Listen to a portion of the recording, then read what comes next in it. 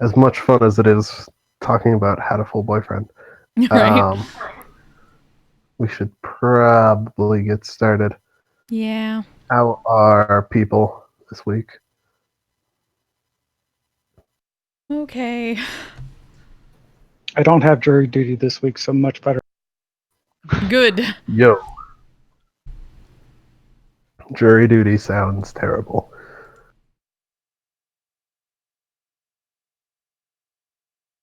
Well, Um, the worst part to me about it is all the hurry up and wait. Yeah. That is the worst.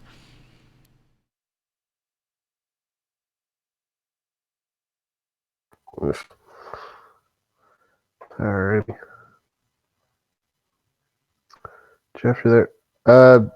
Dolivar, have you, are you there? Yeah, I'm here. Okay, sorry, I just haven't heard you yet. Alrighty.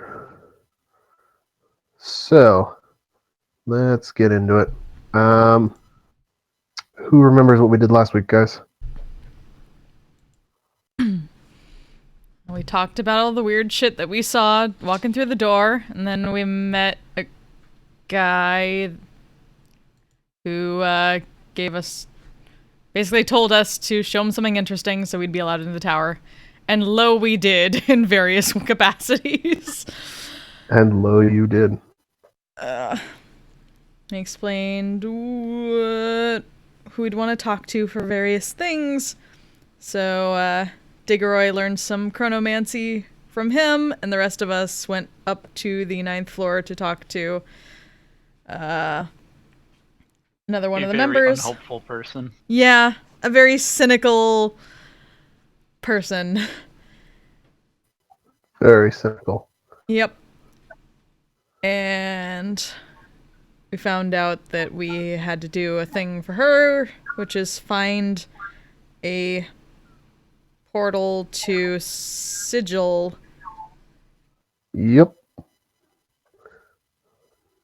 so that she'll release Remus on parole. Yep. She wants to make a trade. Yep. Also, Bauer annoyed two Sphinxes into letting him pass. You sure did. You certainly did.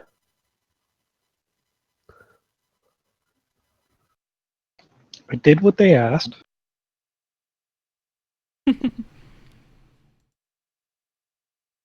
Alright. Did I miss anything? Did we miss anything, guys? I think that That about seems to covers cover all it. the key stuff, at least all the ones I have. Alright, cool.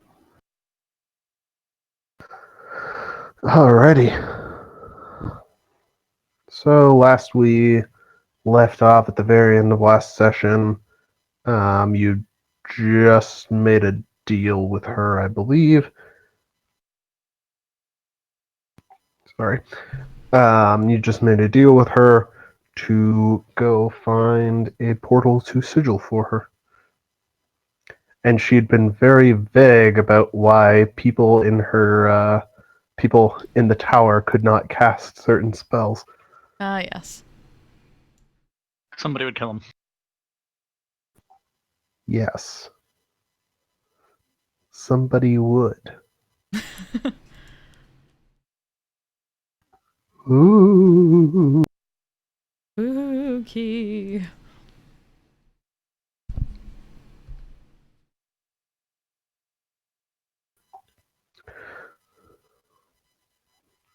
So, what do you guys want to do?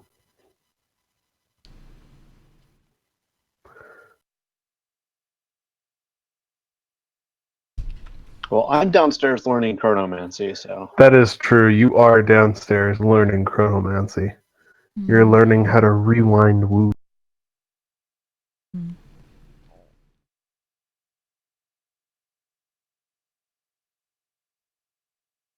Yeah, I mean, it doesn't sound like we have anything else pressing here, so if people want to learn anything or explore anything here, now sounds like the time. I don't think we're gonna. Sorry. Go ahead. I'm saying Kristen is a little iffy now about asking the others their opinions, considering this one is just like, fuck you, Alia, I'll just take everyone here elsewhere. So, not quite sure she's gonna get any useful thoughts. Besides, shit sucks, bye. Yeah, you picked maybe the most cynical of people to talk to. Mm-hmm. I mean, Ah, pick them to talk to. They were the only person to talk to ah, that we knew of. Yeah, It's the only one our guide told us about. that's true. Like, we saw the doors, that's about it.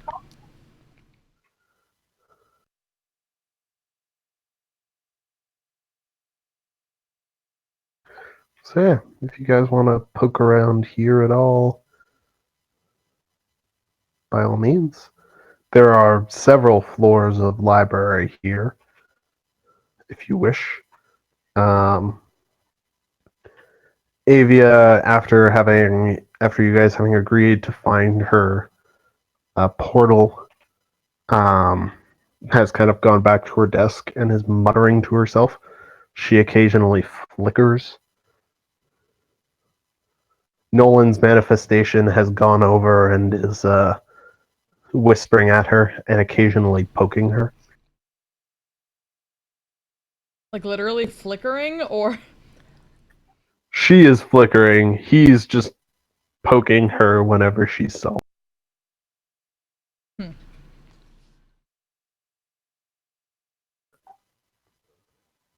Doing his best to annoy her, basically. Like, flickering in the sense that she's not actually here, or... She's just flickering. I want to make sure I As you understood do. correctly. Yeah. When it's like a bad TV, like bad hologram that's kind of... Yeah, kind of like Okay. that bad hologram flicker. Okay.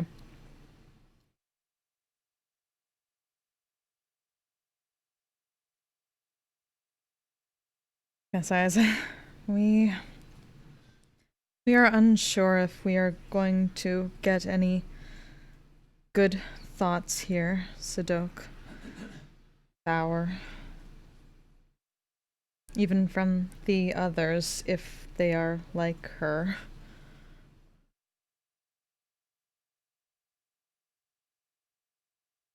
Perhaps we should simply speak to the mushrooms on the 4th floor. Might as well.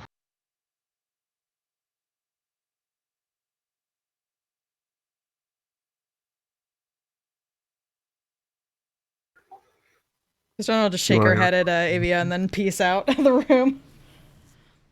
Avia doesn't even acknowledge you guys leaving. She did give us something to contact her with, right? Oh, yes.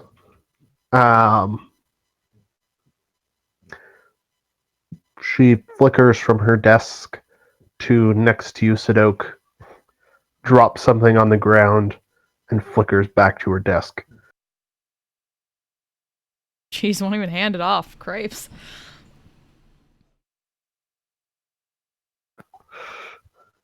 She drops a Sweet sending katana. stone. She drops a sending stone next to you guys. Which I'm sorry, I can't say without chuckling.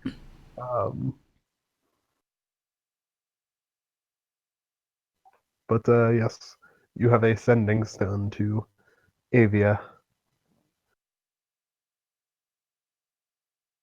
Alright. Okay. Is anybody going to examine it to see if it's always on? Fuck! Fuck you! I Kristen can cast pieced out Identify. before that, so yeah, Sadok can do whatever. I will step outside and then identify it. Right? It is not an always on sending stone, it's a regular one. It's going in the bag of holding anyway. All right. Fair enough.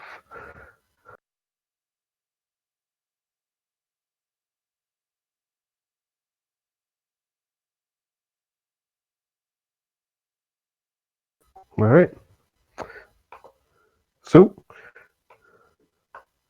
Dura, you continue practicing revert wounds downstairs. Mm-hmm. Things are sweet.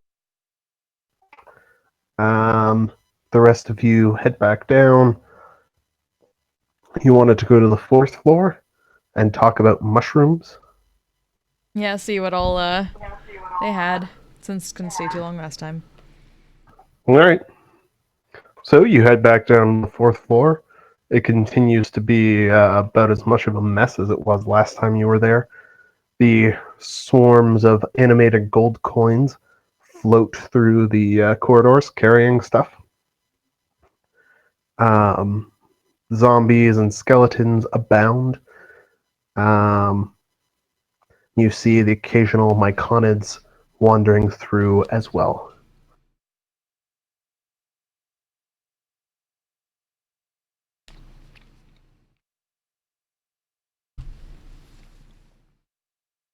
I try to converse with the myconids about what all they're doing here.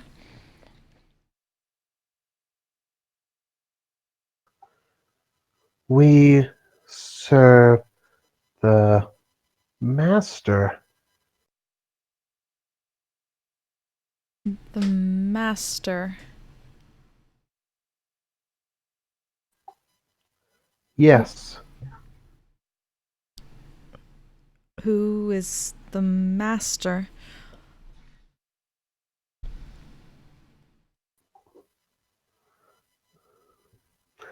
He created myconids. He is the master.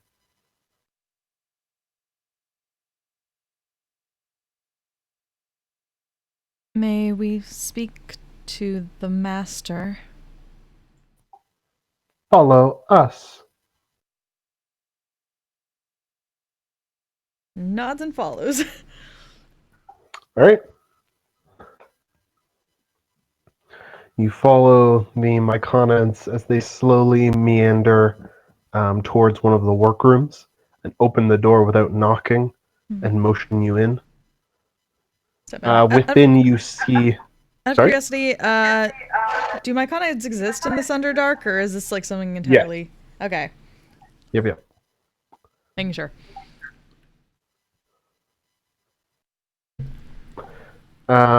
Jeff, yes, it can be upcast. Yeah, upcast Yeah. another 2d8 per spell slot level. Okay. Nice.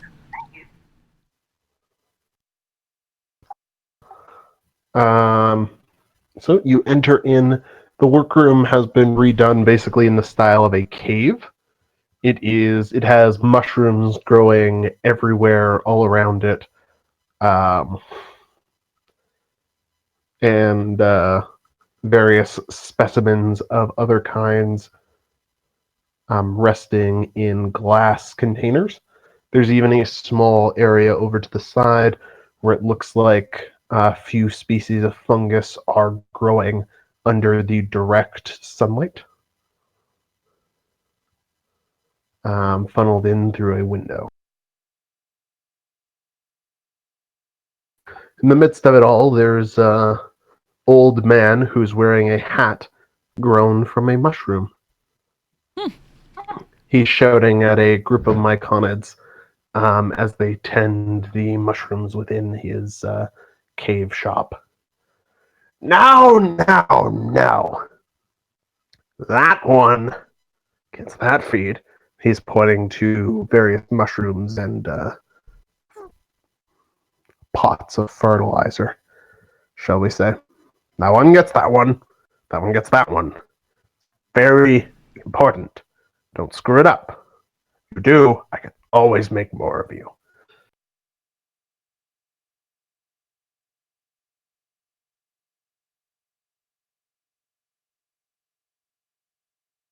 Spike Stone is probably just like going around, like looking really closely at all the mushrooms, like the various ones, and then kind of looks over at the guy yelling and tries to see if she knows what kind of like mushroom is on his hat. Or if she recognizes any of these varieties. Make a nature check. With advantage. You are a mushroom person. Hooray!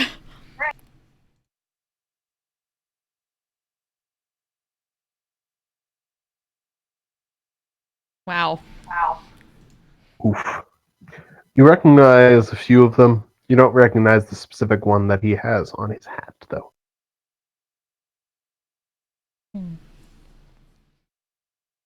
So some of them are familiar to you. Some of them look like they're very obviously lab-grown, his own mushrooms. Some of them are just unfamiliar. They're very interesting colors.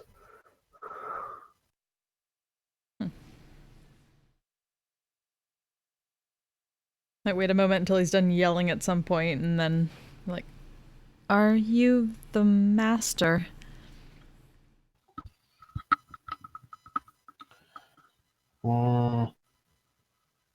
He turns and looks at you. Yes? Who the hell are you?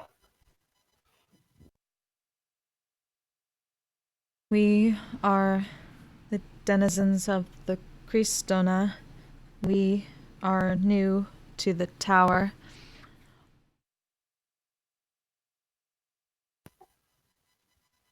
Neat. What do you want? We were curious about your collection. Ah. Why? Do you want one?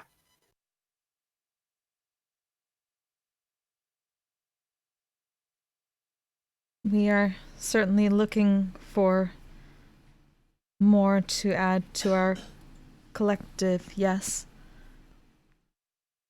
Ah. He turns around and actually takes a good look at you.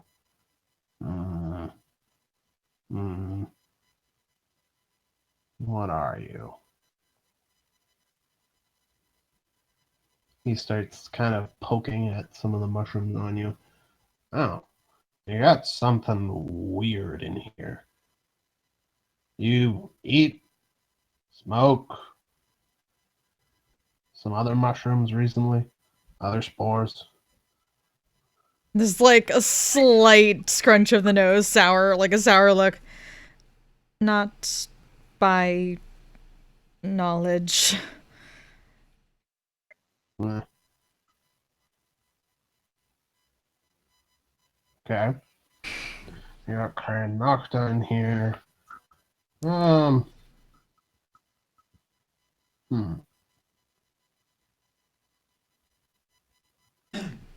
I got something you might be able to use.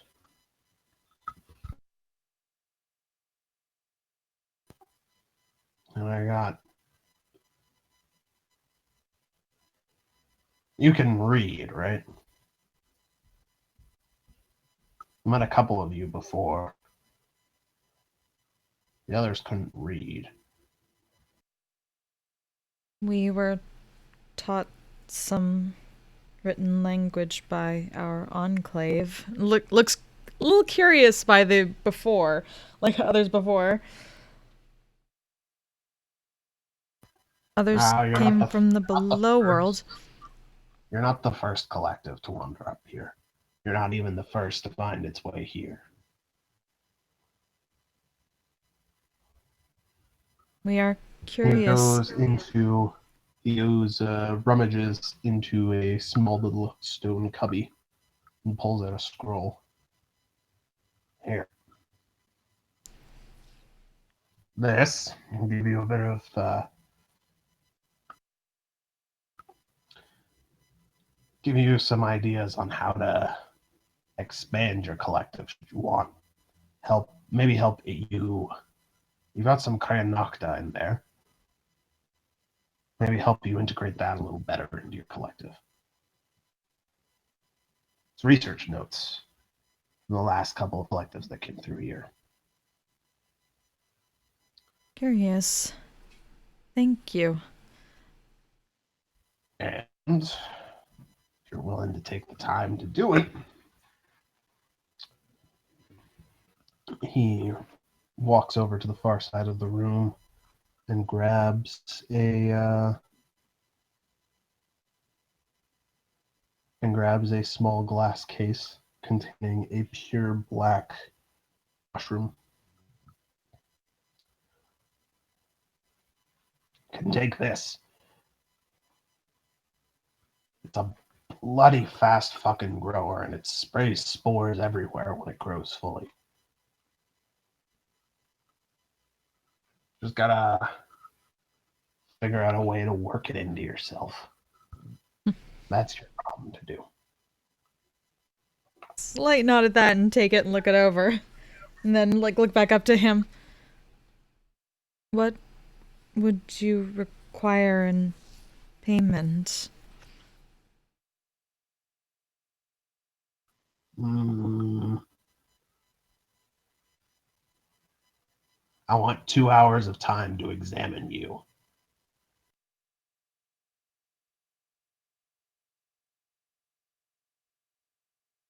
A little curious by that, but eventually gives a nod.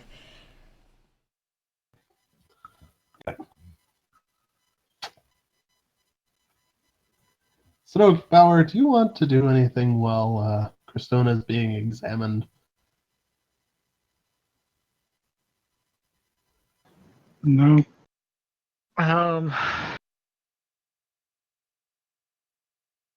See if anybody has any information on devils and demons.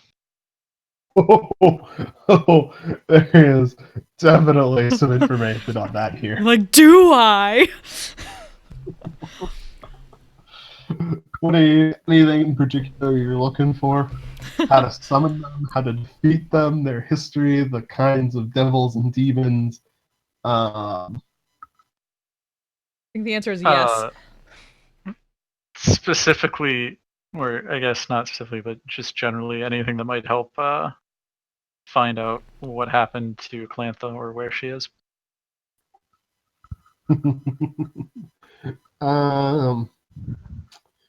Okay. Well, if you ask Anadaran, he'll point you to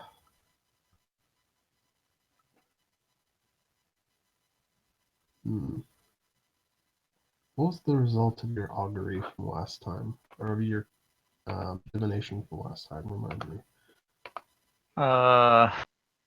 Shit. I asked what I had to do to ensure she's not being held by demons, and it was just some free her from her cage sort of thing. Yes. Very unhelpful. You can always try again.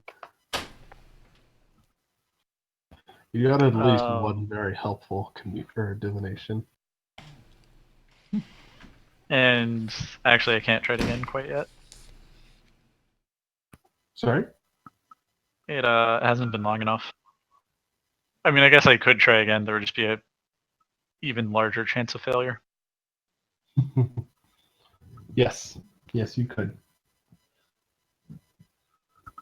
Well. You can always go take a long rest and wait if you want.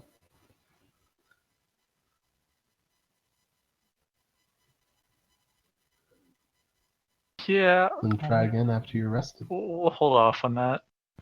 Alright. Maybe if I ever need to impress somebody else with crazy, stupid magic, or possibly try to summon an anti-magic area or reverse gravity, maybe then I'll try it. There you go. That's the spirit. Alright. Anudaran and the Sphinxes will point you to various tomes on demonology in the libraries, specifically on denizens of both the Abyss and the Hells. There are multiple researchers specifically working on that sort of thing in the Isle of Autumn if you wanted to go talk to somebody in person. Yeah, sure. Why not?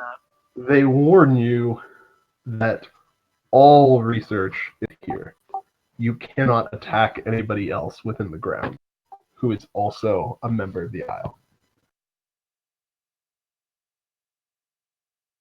Does that only apply while on the Isle? Sorry? Just to be clear, that only applies while actually on the Isle. Yes. Okay. Less of a problem for most of these people because they don't really leave. You want to go talk to a demonologist? Yes. I feel like the way you phrase that means I'm gonna regret this, but yeah.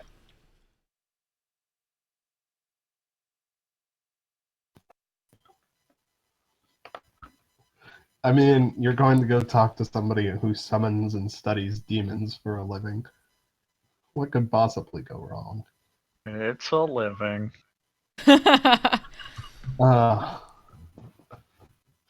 Alright, Inudaran directs you only a few hallways over from where Cristona went in to get examined. Diggeroy, make me a quick Arcana check for being below studying chronomancy. Ooh. Guess not. Enudaran's trying to push onwards to the next spell, but it doesn't seem to be working super well. You just can't quite seem to get it through to you. Sadok, you continue heading onwards. You eventually stop at a door that you're pretty sure is the right one that has a stream of sulfur coming from it. The occasional imp or quasit wanders through the door.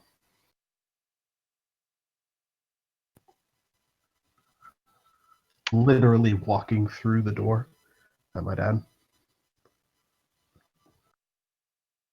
Sorry, what's really walking through the door? There's a steady stream of minor demons and devils basically walking through the door.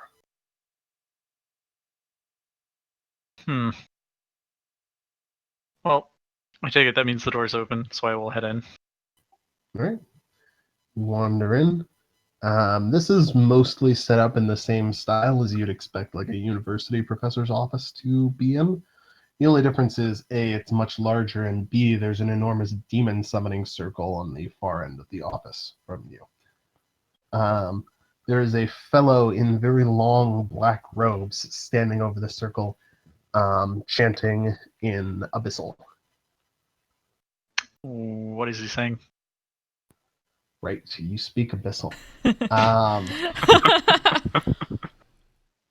He is calling forth. He's calling forth a demon. Right. Well, Specifically, he is. What kind of demon is he calling forth? Specifically, it sounds like he's calling for some kind of Marylet. I will not interrupt his summoning because that would be potentially really bad. Are there any like assistants or anything around? There are a couple of assistants helping with the rate. There is one by the door who's monitoring the stream of minor fiends that are wandering in and out. And there's one who's behind his desk, sitting there scribbling on a piece of paper. He looks up as you come in and puts a finger to his lip in a shh-ing motion. I will nod and walk over to him.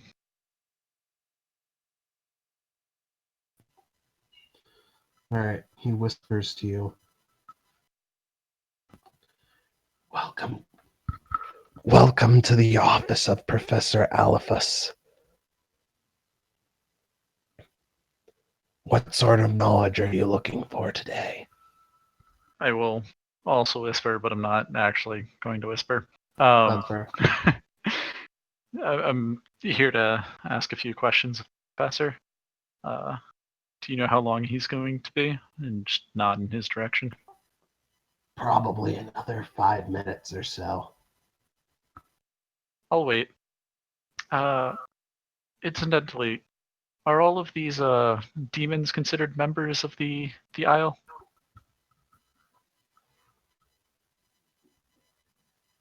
No. Hmm. Why? All right. Just curious.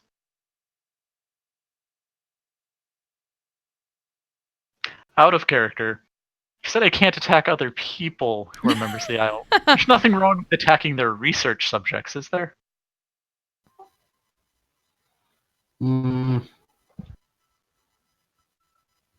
Depends on what you define as wrong, but there's nothing stopping you from doing it. There's no like rules against it. No. You Okay. may pay some consequences in the extremely petty manner of academia politics down the line. Oh no. Oh no! Should you ever come Whatever back shall I here? do? I know, right? Blacklisted from the academy, Really? no! Alright.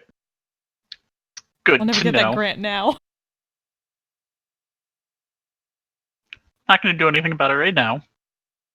But it's good to have that in the pocket.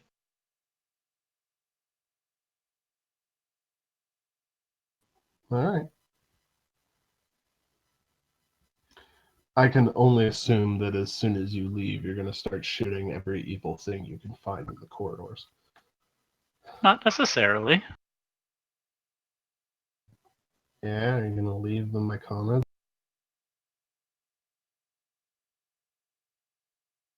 Sorry, what was that? Are you going to leave them my comments then? I don't think Mechanids were generally evil. If you say so. Dang! Okay. What? Did that come off as having no chill? I'm sorry.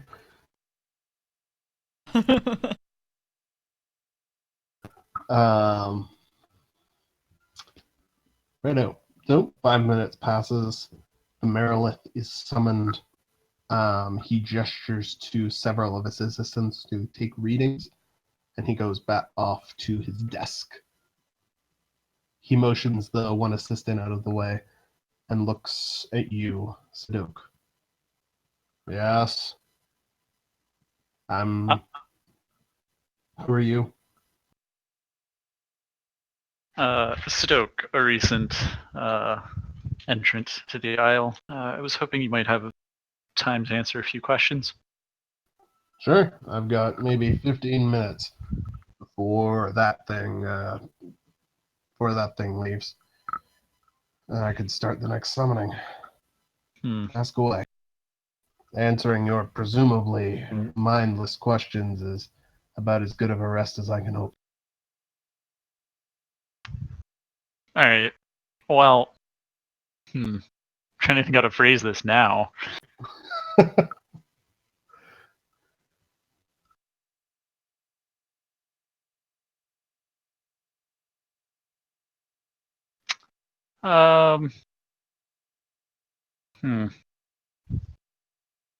He's just studying the demons. He doesn't seem to be friendly with them. Yeah, not that you can see.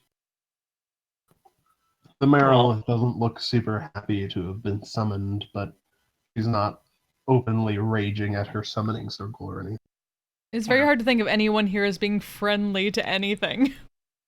and it was devils that had captured Glantha, right? Not demons? Yes. Okay. Just making sure. Well, I kept calling yes. them demons just to piss them off. Yes, you did. Alright. Well, so the way it goes is apparently some devils have managed to capture a friend of mine's soul and have imprisoned it somewhere. was kind of just hoping that you might be able to provide some guidance in tracking them down or finding out where she might be being kept.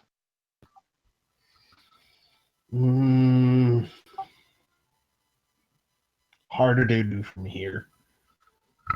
Well, let's start with the basics. You pissed off any powerful demons? You fought any big, mean devils recently? I mean, You're an adventurer, right? sure. I've fought devils, but I wouldn't call any of them particularly impressive. You fought any of them that do anything especially weird? I don't know. Fine, weird.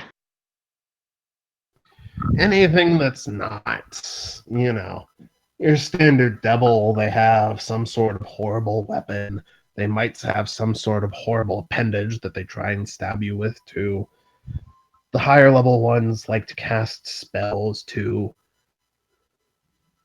But the special ones, the weird ones that are easy to identify, they do other stuff. I will explain to him the details of the different devils we fought in the sewers. Hmm. The ice one, the one So who you got a bone made a bunch devil. of clones of himself. You got a bone devil, a Glabrezu, an ice devil, and this last guy, the clone. He sounds familiar from somewhere. But Did we have his name? you did not. No one ever asked his name, and he did not volunteer it.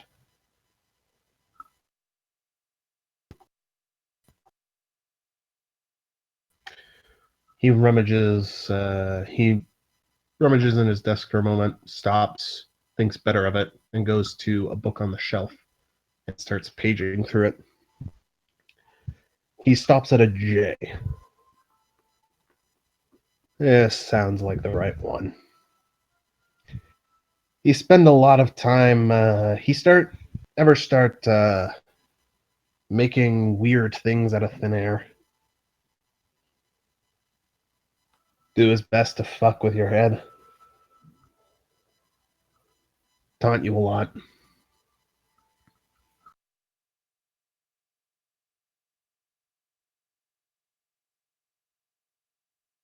Sound right? Sorry, say that again. You ever start warping the area around you? Do his best to fuck with your head. Start making things out of thin air. Yeah, sounds about right. Yeah. So this juggle fucker. He puts a book down in front of you. It has an illustration very similar to the devil you fought, just with nicer armor. His name's Jorazan. They call him the Whispering Prince. He likes making clones. He likes to fuck with people's heads. He has this thing he does where he likes to keep an eye on people he thinks are interesting, and look into their pasts to fuck with them. Some people think he's got something supernatural specifically to do it. Says here, oh boy, you ever meet him again? He gets stronger the more time he gets left in place. So kill him quick.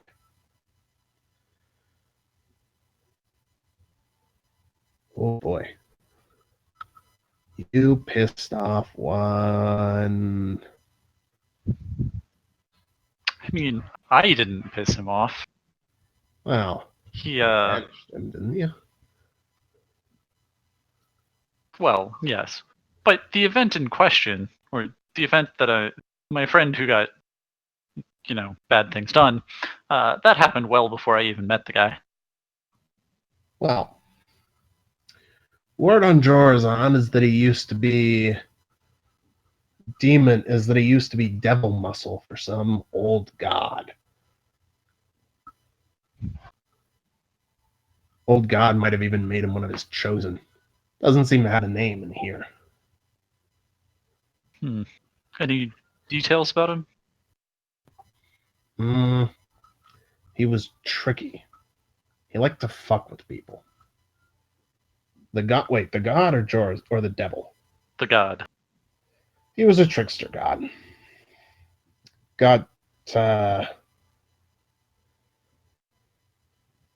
He seems to vanish from history a while ago. But this guy used to be one of his chosen before he did. How long ago exactly? Out of character, is this Nolan's god? I mean, considering I have Nolan inside my head to help me with this. Let's roll something for Nolan real quick.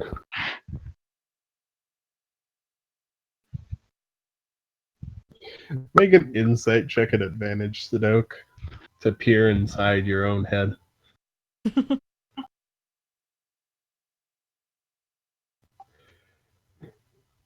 It feels like Nolan is trying very hard to not be noticed while this is coming up. Right. Excuse me for a moment. I need to take this. Nolan? Yes, kid.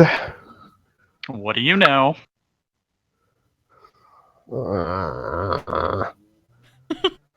He's right. Chuckle fucker's name is Jorazon. He used to be one of Haitius's chosen, same as me. Then we kicked his ass out.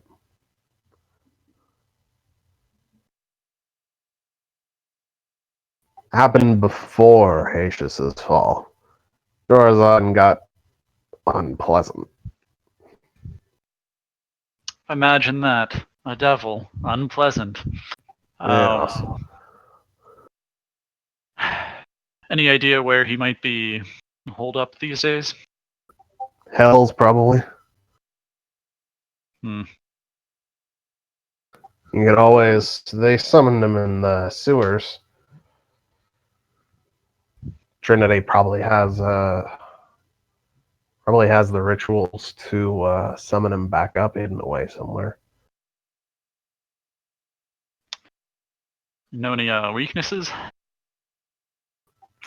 I mean, you guys killed him once, or defeated him once.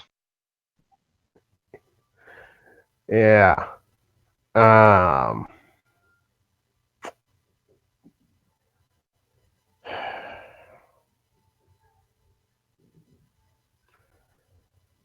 If you ever meet him again, I think I have a trick to help you tell his real body.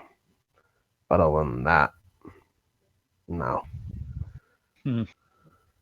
He's strong. He's fast. He's fucking smart. And he was not wrong. Fucker turns wherever he is into his own little layer of hell. What if he was inside a summoning circle? Presumably those prevent the devil's influence from extending beyond the circle. Not for him. Not for long. You get maybe 10 minutes maximum. Turning back to the demonologist. Now, when I fought demons and devils before, defeating them simply banished them.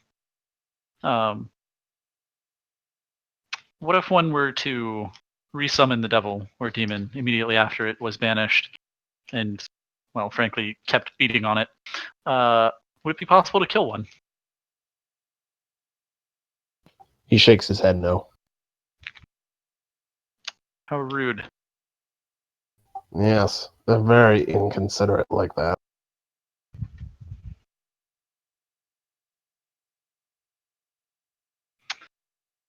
Any way to destroy them, then? Yes. I need to take 5 minutes, guys. Okay. Okay.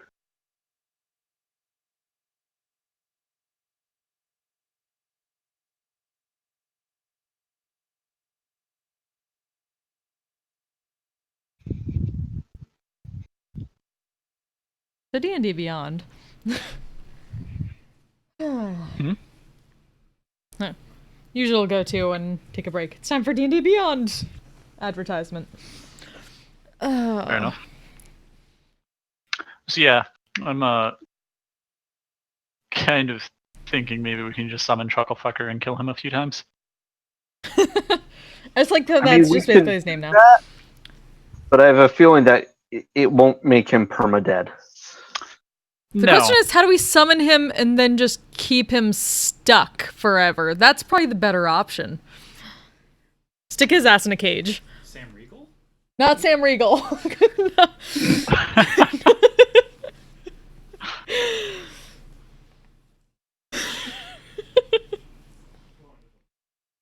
Damn it, Phoebe.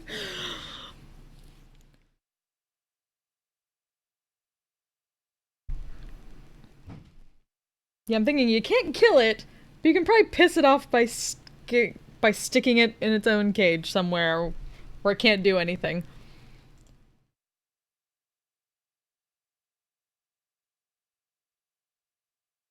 Can you magic jar a fiend? I'm pretty sure you can. There you go.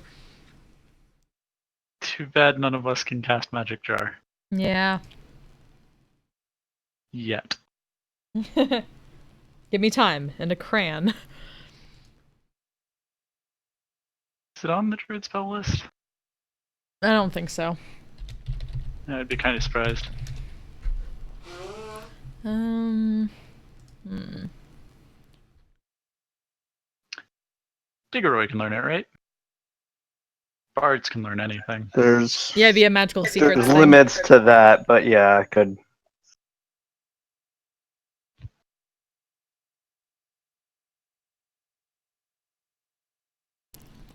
So what you do, you eventually do something like that, or get some kind of item that can pull him in. Then you ask Tyr to just put him on a shelf somewhere in his domain forever. Oh shit, Magic Jar is only 6th level? Uh-huh. 6. No, shit, it's a self spell though. Shit. Never mind. Yeah, well, Magic Jar is like you swap bodies with the target. That's true. It's also a charisma save. Also Fiend. says humanoid. Yeah.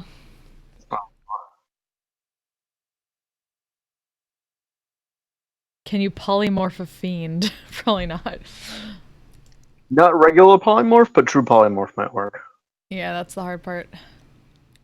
The question is, would that cancel any innate shape-changing powers they have? I mean, also if you can true polymorph the fiend, you don't need to bother with the Magic Jar at that point. That's true, then you just kill it. Or you just leave it stuck as a worm. Also true. Make the phrase eat dirt a little bit more literal than usual.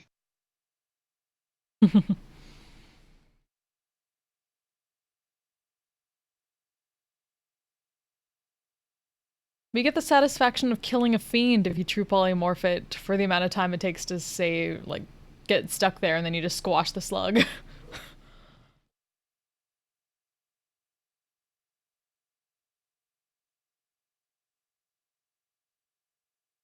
Would it still have its own, like, memories of being a fiend if it was in slug form?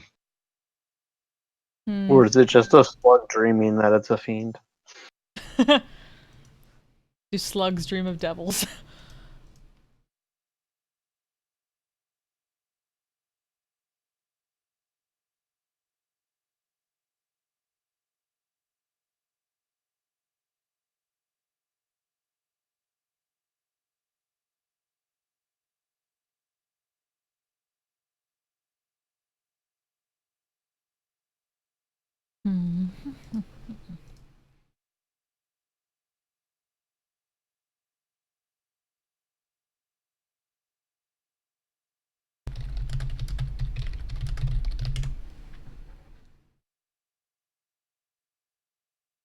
So what we do is we figure out in the tower the magic needed to make our own like Ghostbusters trap, but for demons like devils.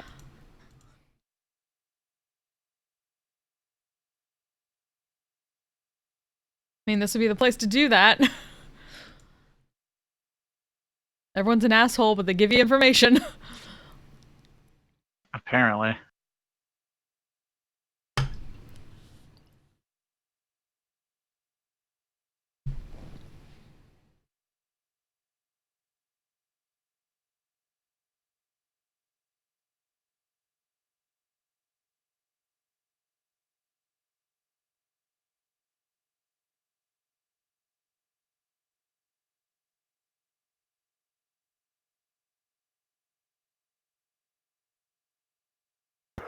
All right, so about that, guys. Good. All right, so you were asking about ways to permanently kill a demon, yes? Yeah. Or, it doesn't even necessarily need to be kill. Torture would be fine, too. What about imprisoned? That would work great. Well, easiest way to manage that is find some way to cage his soul.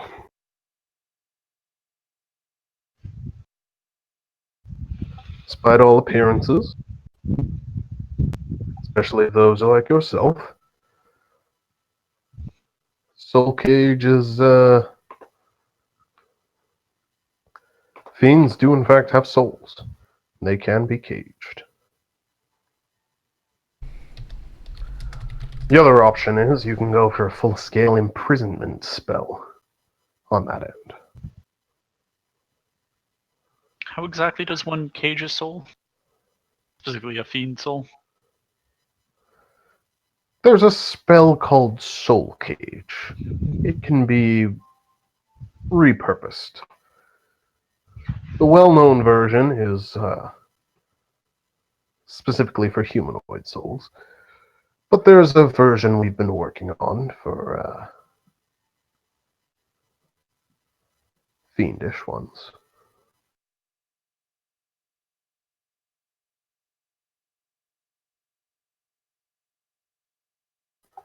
We'd be possibly willing to make it available to you for the right exchange.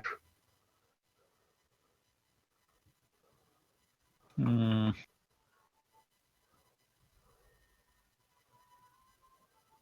I'm, not that kind of cleric.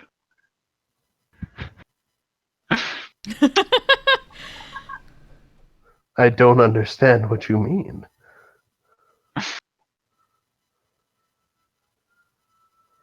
Don't do the magic that much. Would my druid friend be able to learn this? Don't suppose you have a wizard friend anywhere, do you? Got a bard friend?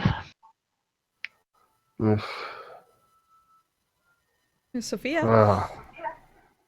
you do have Sophia. A realm. Oh, you do have Realm with you. What's Realm been doing? Realm is probably... I keep forgetting Realm is there. Realm has Realm. probably wandered off to see if there's anybody else who does magic through painting right now. She is a proper wizard, though. In fact, I do have a wizard friend who I've just suddenly remembered. Well, perhaps you can get your proper wizard friend to learn the spell. Well, we'll see. She might actually be able to do something like that herself already. I was about to say. Speaking of people trying to learn wizard spells, hey, Diggeroy, make me an Arcana check.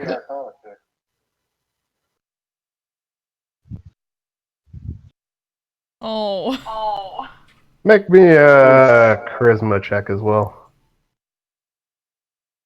Straight charisma? I mean, Charisma plus Jack of all trades. There you go. Managed to convince him I'm not just a dumbass.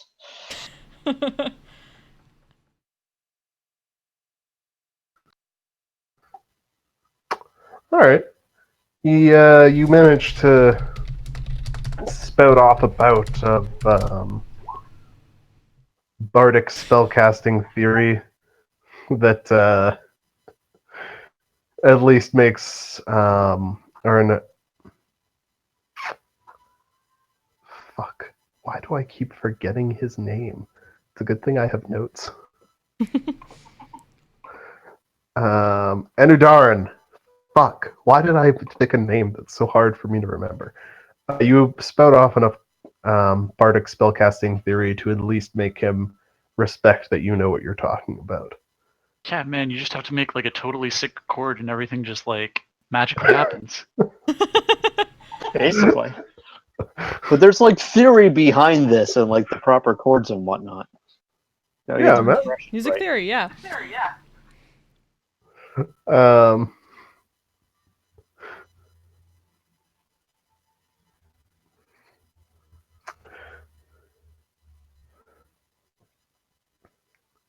So, Sudoku, we're talking to Alphaeus.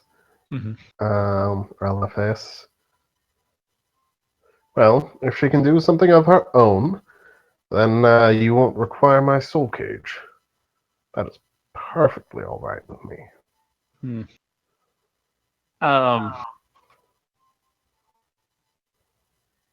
I guess one final question for the moment before I take my leave, though I may be back later. Would you be able to summon Chucklefucker yourself? Probably. I wouldn't want to. Well, not without the proper preparations, of course.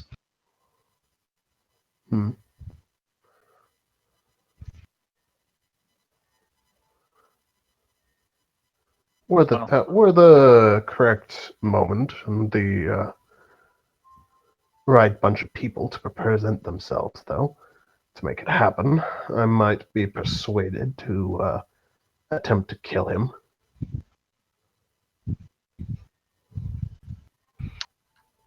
Well, we may indeed be back to try just that.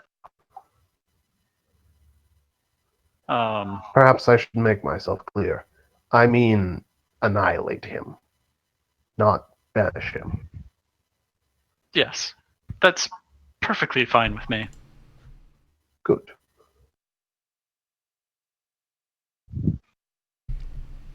And then I'll politely take my leave, and along the way out, ask Nolan if we had a chance to talk with Chucklefucker. Since Nolan's familiar with him, would he be able to, I guess, discern the truth from the lies?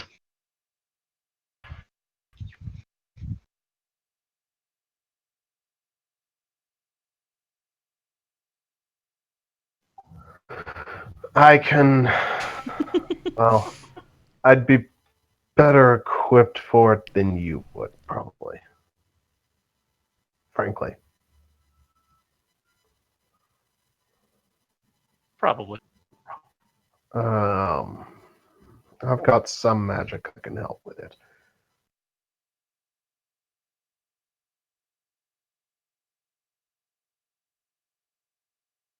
Yeah, I'm not remembering that. He's gonna be Chucklefucker.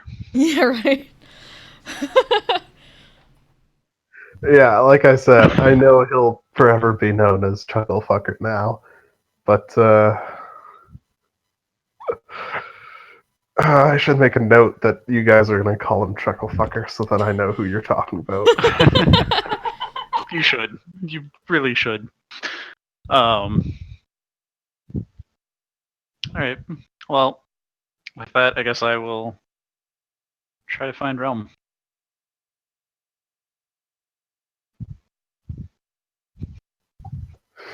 Make a perception check real quick.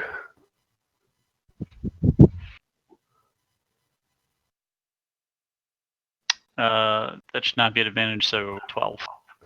Okay, this wasn't a hard one. You can very easily hear Realm shouting at somebody. Oh, of course. You stupid jackass! That's not how painting magic works!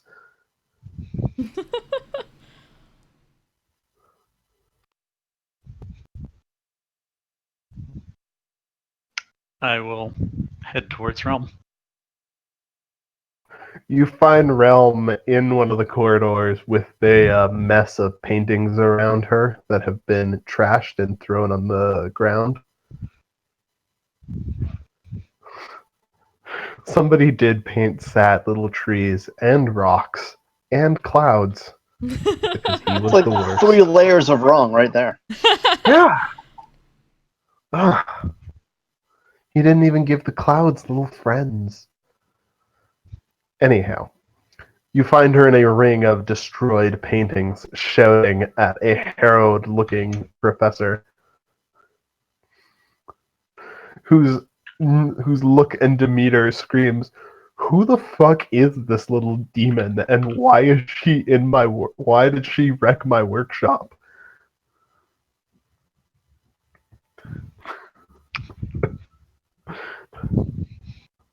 This is not how you do painting magic. You paint them, you imbue them with your magic, and they come to life as expressions of yourself. They are not some bunch of machines that you summon up at your will. Who do you think you are?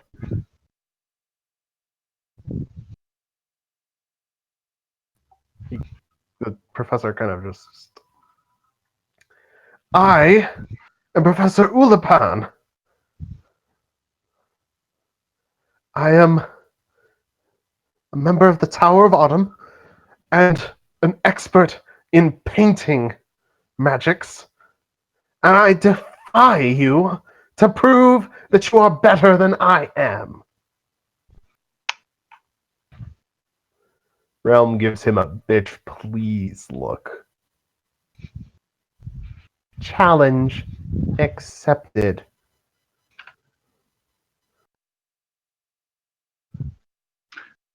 I will find a wall to lean on as I watch the utter destruction that's about to happen.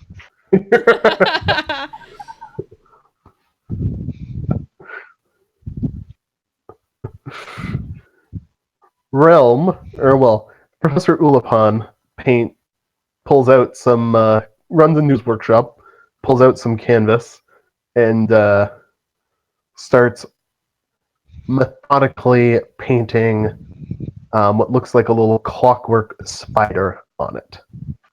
Realm does not wait for such petty things as canvas and begins painting on thin air a picture of the professor himself. She takes maybe 5 minutes to finish it up. It looks just like him. Is the painting of the professor also painting a mechanical spider? Well, it is now. She perfectly captures him in a moment, and as she lifts her brush from the painting one final time, the professor shudders a little bit and staggers. Did you just... And then the painting that she created stands up. Why, yes, she did, Professor. Realm just sucked out a little bit of that guy's soul with how good she painted. Do Good not job, piss off Realm.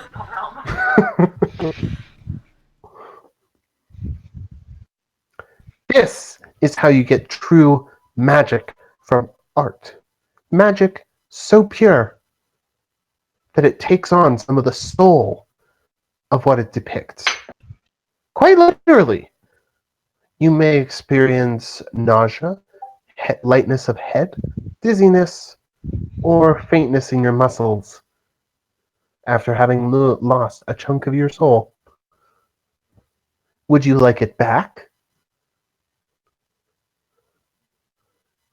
Yes, I would. Will you admit that I'm a better wizard than you? You're a far better wizard than I am. Good. Savage. she dismisses the painting she dismisses the painting she created, and the professor stands back up straight, and without a word wanders back into his workshop and shuts the door. Hey, Rome. Wanna Hi. help me try to trap a devil soul, or kill it? I'm not particularly picky either way. Sure. Sounds fun. Cool. Let's get the rest of the gang together. All right.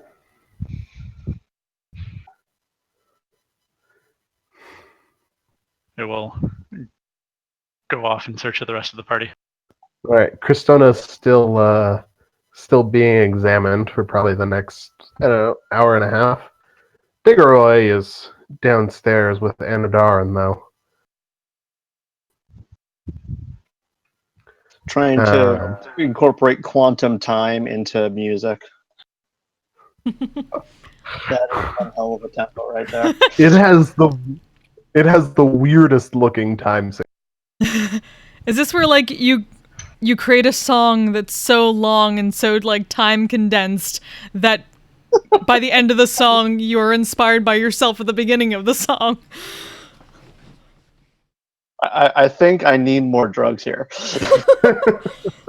You need either more drugs or less. Definitely not on the correct amount of drugs at this point, though. You're just playing Pyramid Song from Radiohead. You're playing a Rush song. The music of the universe. You need to like subtract a couple of drinks from your sober point and become a nerd. That'll The do it. opposite of drunk. We need the serious coffee. Oh yeah, that good Death Wish stuff. Make me another charisma check and or spellcasting check, plus an Arcana check.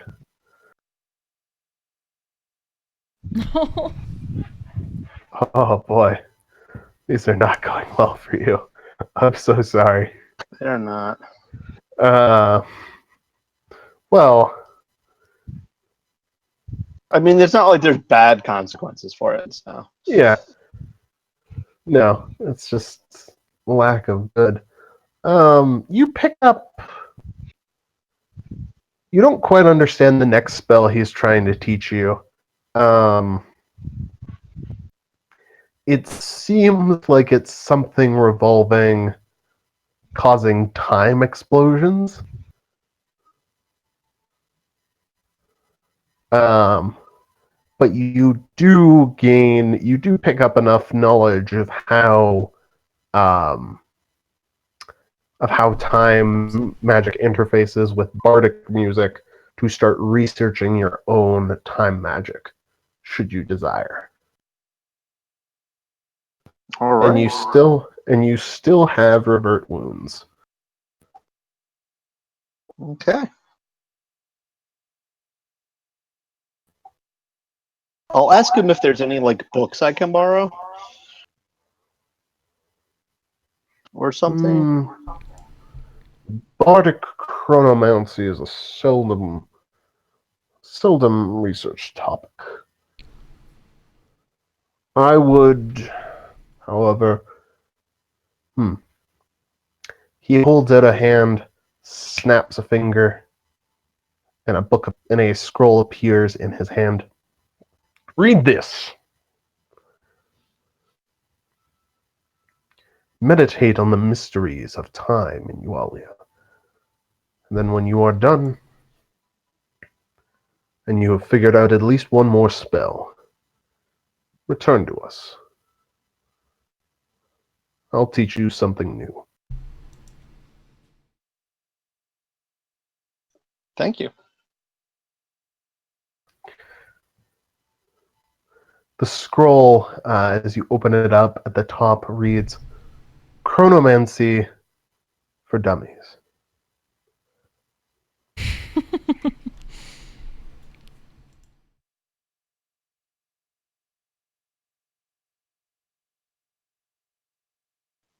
I'm not particularly feeling insulted at this point because I'm sure he's just spent the past 2 hours trying to explain what's really a simple concept. Possibly. But he did manage to get at least some of it into you. So he's given you he's given you something to help you learn the rest of the basics, basically. Awesome.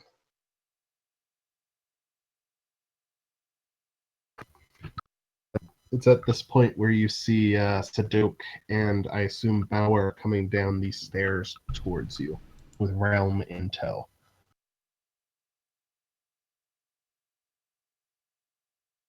Hello. So, do you want to help Hey. kill a devil? Okay. As you do. That's one does. As one does. Like a Of course. dough.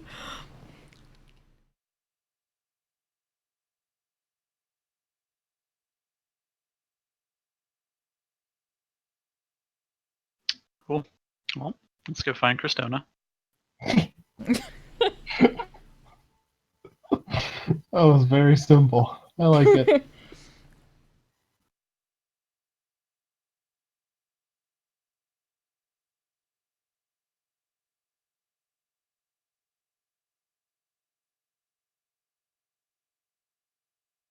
All right. Christona is still in the process of getting examined. The entire time trying to ask him questions like what his actual name is and who these other collectives were, because now they're really curious. He gives his name as Ficus.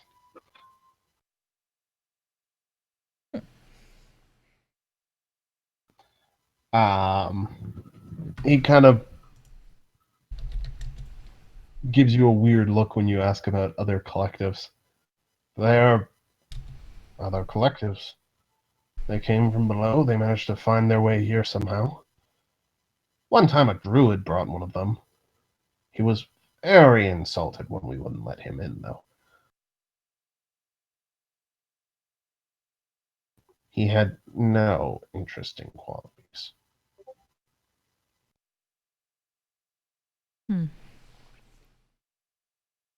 How long ago did the others come?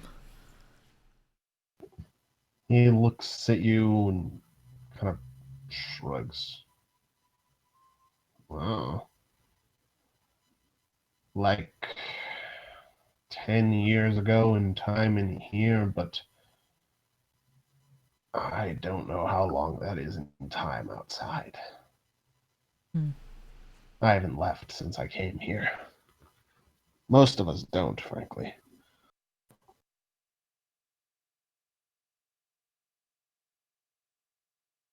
Is that why you all seem so frustrated?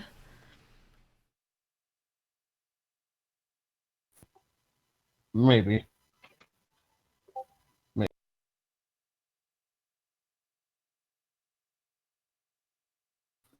We're all a bunch of jackasses in some way or another. I know.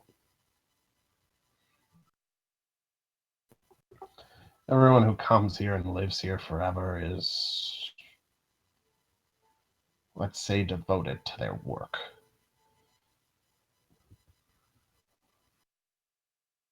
And so I am here examining you instead of, I don't know, anywhere else. Back in Straya. He shrugs. Straya.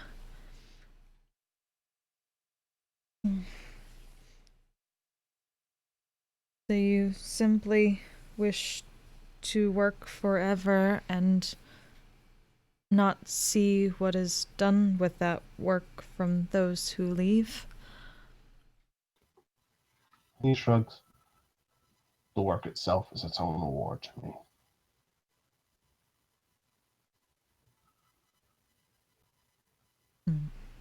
The world said I was crazy.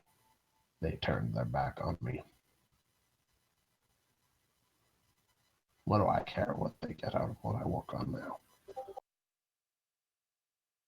Why did they think you were crazy? Oh, ficus.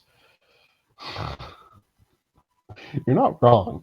Oh, ficus. Why are you making such poisonous mushrooms? Ah, ficus.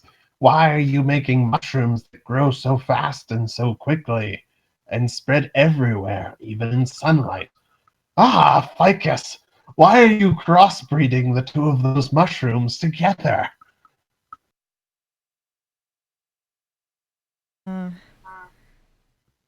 Changes to the That's what they natural said. order. The way they talked about me, you would have thought I was a villain of some kind. Were you using them in ways that are considered villainous? No. I just grew mushrooms. And sometimes I grew them together. And I grew them in ways I thought were interesting. To do things I thought were interesting.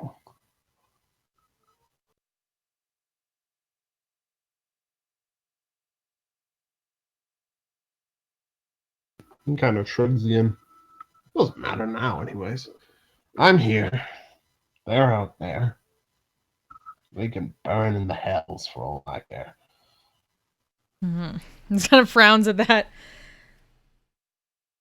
We were hoping to get insight from those here about things happening out there, but we fear we had the wrong idea.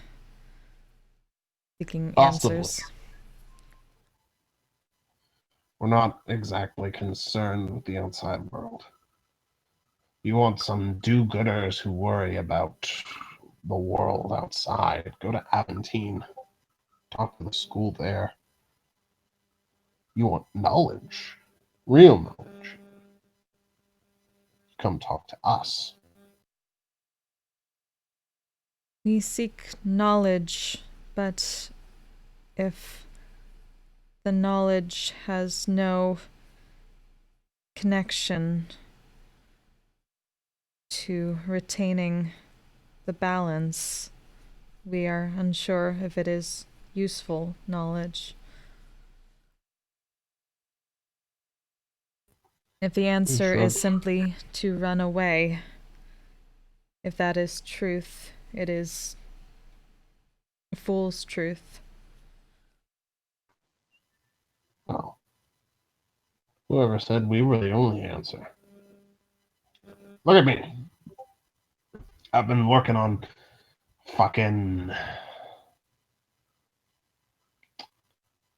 mushrooms for, what, 40 years? My life. I haven't found a single answer for mushrooms yet.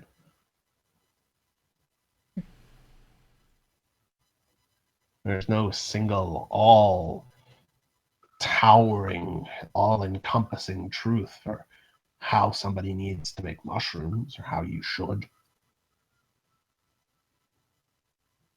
Now, I haven't paid attention to the world out there, but I don't think anybody here would claim that, well, some people probably would claim, but they're dicks. Don't listen to them. They don't know what they're talking about. That slight look again, like, really? the dick people.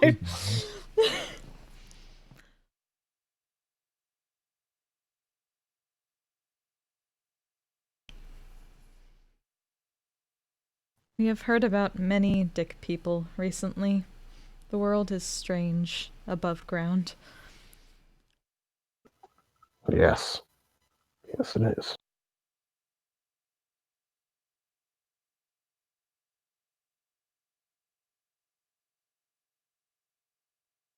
But we do not wish to see it end yet. So we seek knowledge.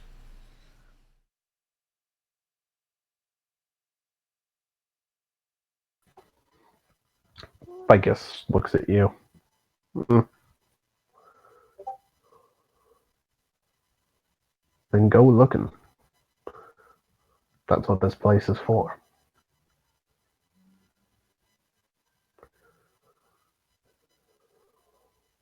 That's why I sit here and spout my old man wisdom at you. Talk about mushrooms and shit.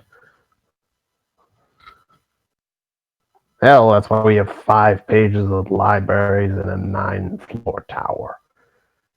5 floors. Did I say 5 pages? 5 floors of libraries and a 9-floor tower. A slight nod at that. We appreciate being talked to about mushrooms. That we understand well. But new knowledge is always good. We are glad that some in the tower are not as grumpy as others. Good to hear it. We Who'd you appreciate find the who wasn't assistance. so grumpy? Was it that fucker Rowan down the hall? He's new, he's not young, he's not old and jaded yet. We have not spoken to him yet. Just like blinks at him. You see almost a little bit of a smile break through on his face.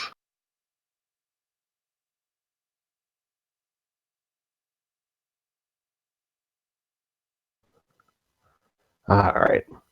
Examination's done. We Go, hope we were interesting. Always. You ever need more mushrooms? Well, I've got plenty. Just so long as you let me poke at you some more. Thanks a moment. Giggity. Thanks a moment. Always. Oh, that's almost sweet. Right?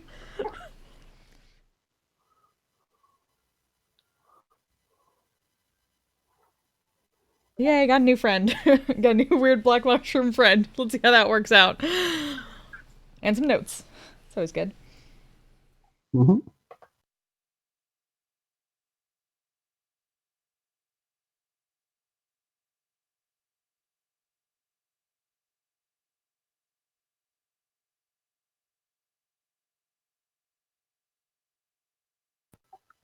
So looks around to realize no one else is around.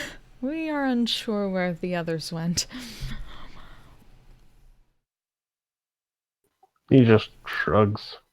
Probably up there somewhere. Maybe they're looking for their own knowledge to bring to saving the world or whatever.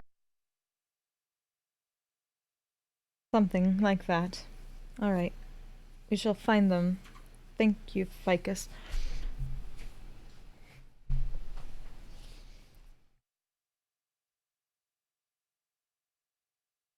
Let's go to find them. Alright.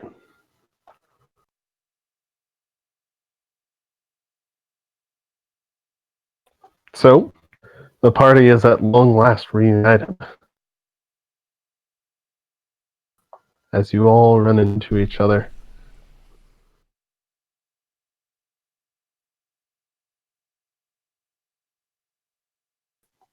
So, Kristona, you run into Digoroy, Bauer, and Sadok coming from downstairs. Everybody is at last in the same place. Hey, want to pick a fight with the devil? Do I? Flings at that. Picks at scroll, picks at black mushroom in the other hand.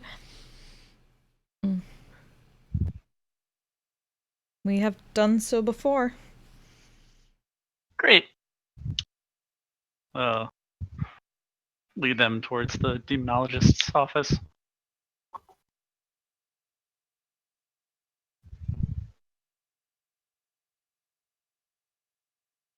Alright. At some point in this, I would have asked Realm if she can trap the soul of a devil. She kind of waves it off. Of course. They're ugly, but they still have souls, right? Yeah. Yeah. I might need a little bit of time to actually paint him to do that. Sure. How much time do you need? A minute? That should be fine.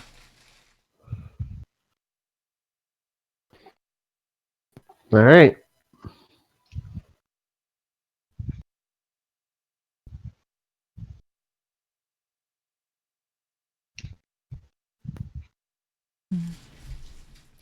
Are we picking the fight now?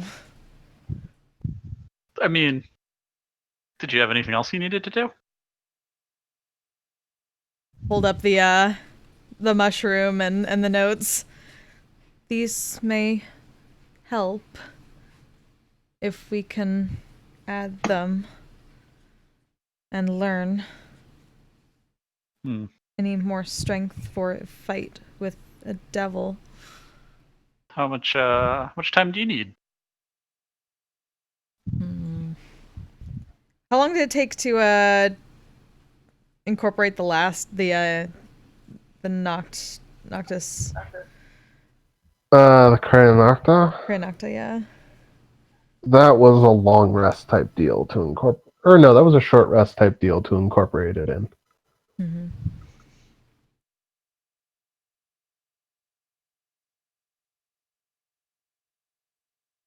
Perhaps a few hours. We need some time to add the collection and also read what we were given. Maybe. I imagine it'll take some preparation on the demonologist's part, but maybe not a few hours. We'll see. I mean, if it helps, we beat this chuckle fucker when we were already like half dead, so this should be fine.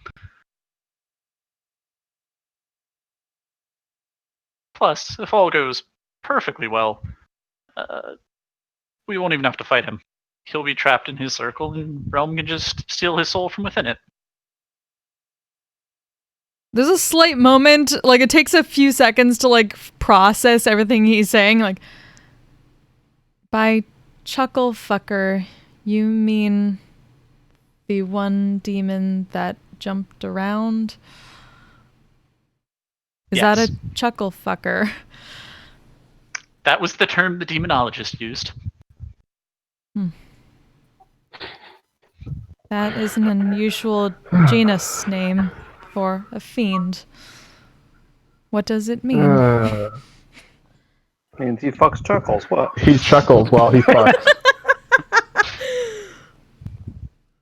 Obviously. Duh.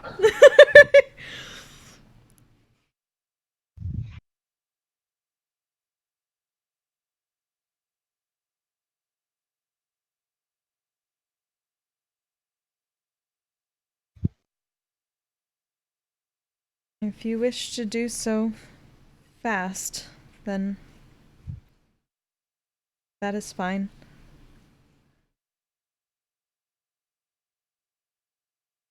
Yeah, I mean, no real reason for us to wait.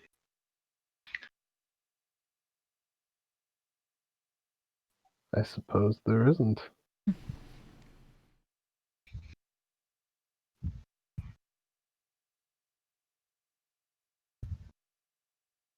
So, yeah, walk back into the demonologist's office again. I assume he's in the middle of another Oh, you're summoning. back. Yep. This time you see what looks like a Baylor in the circle behind them. What do you want this time? We were hoping you could summon the what was it? The chuckle fucker for us so we can trap his soul. Right now. Sure. I mean, Well, Plus any preparation time you need, obviously. Well, he's not on the docket. Things to be summoned today. I'll work him in for tomorrow morning. Does mean my assistants will be up all night, but that's what one has assistants for, so you don't have to be up all night yourself. Much obliged. Thank you. You know what I mean, right? Let's see. Acolytes, man. It's good training for them. Internship. They're gaining thinking- valuable experience. I was thinking more grad students. This definitely isn't an extended metaphor for me to make fun of people in my life. No, sorry. I'm not bitter. You're bitter. Right. So, find me. Well, morning for you all. Call it. Oh, excuse me. Call it 10 hours. And, do me a favor do me a favor. I need some T-Rex skulls for another summoning I'm doing. You're Think you making us can go manage to back get to the some for me? turtles. The subquest continues.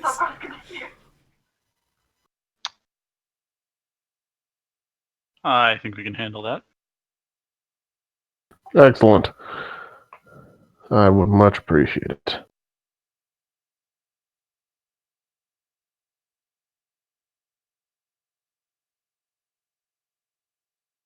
Three of them should do the trick.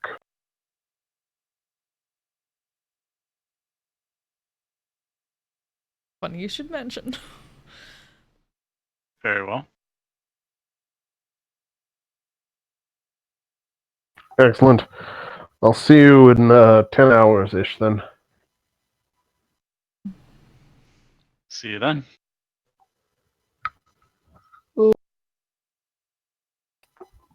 Sorry. I keep yawning.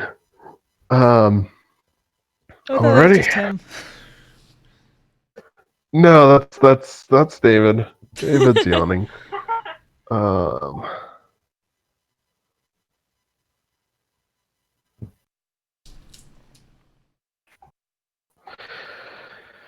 Right. So yeah. He wants you to get some T-Rex skulls for him. Dope. May we have an hour first to attempt connection? Pointing to the, like, lifting up the black mushroom again. Sure. Fine by me.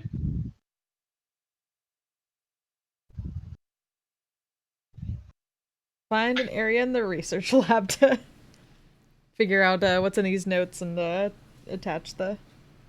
There's also like a common area and dorm on the first floor. Ah. I just assumed they wanted, like, any kind of, like, actual practical doing of stuff in, like, a work area. Oh, probably. There is actually a work area assigned to each of you guys. Huh. You just have to Good to find. know. Are they like just empty bare bones at the moment? They're like they have desks and a few shelves, a cabinet. Boring. Yeah, there's nothing in them. You have to populate them yourselves, or at least wish for them to be populated yourselves. Actually, let's do this. Who, what would each of you guys want in your,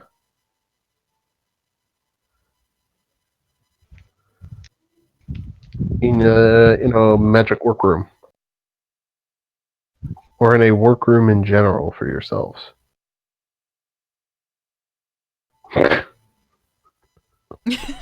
Bauer,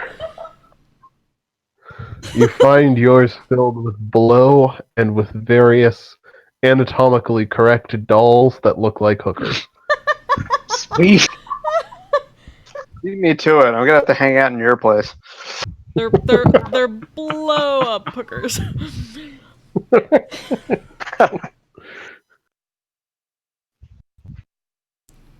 Hmm.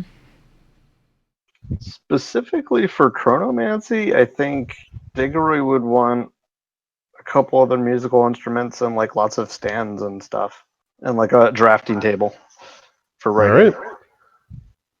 You find yourself with a drafting table. They're extensions of the extra dimensional space that is like this, that is the entire interior of the tower. The work areas conform to you guys' whims. They can look like whatever you guys want. And contain whatever you want to an extent. Just don't know. I'd probably want something like dimly lit with like a bunch of like bioluminescent moss across it for a light source and stuff, like under her skin, and a lot of plants. All right.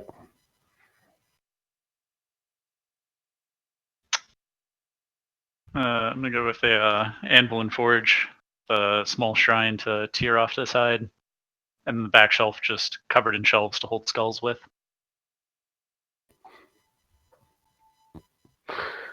And the skulls for his throne. Well, you kill a cultist. That's no reason to say you can't interrogate him afterwards. Shoot first, ask questions later. The little shell for skulls comes with little empty nameplates beneath each little skull receptacle. Like the Futurama heads. Just little Sure, jars. I've never seen Futurama. What? What? What rock have you been living under? Yeah, I don't like to say that, but yeah, rock. What? Hi, Patrick. Canada.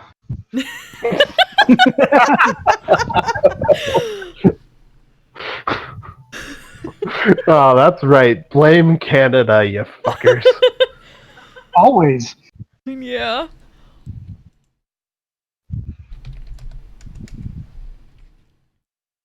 Like all the important people have their heads in a jar after they die, and then they just talk.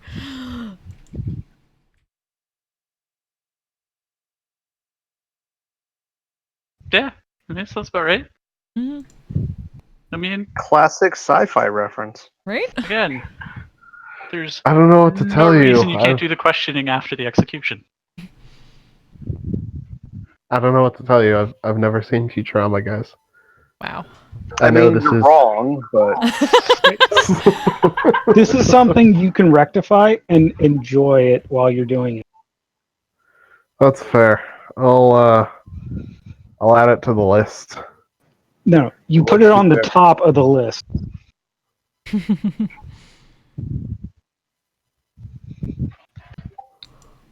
I'll push it on the stack. Oh God. I just went on a, don't get me started about pushing shit on stacks. I just went on a 20-minute diatribe about software interview questions today. Don't get me fucking started. Oh no. I mean, Fizz that's great and Buzz's all, life. but can you reverse a binary tree for me? Ah! Go Fuck. fuck yourself.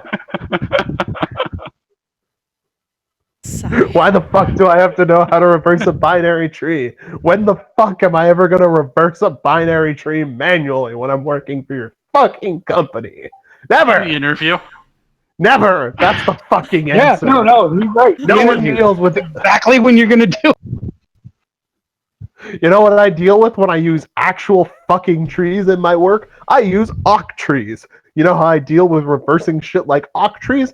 I use the goddamn defined libraries because that's what a goddamn not crazy person does. I'm sensing a lot of bitterness from. But I'm how do so- you really Yeah. feel, David? See, I mean, the thing is, we're looking for crazy people. I don't think you'll fit in here.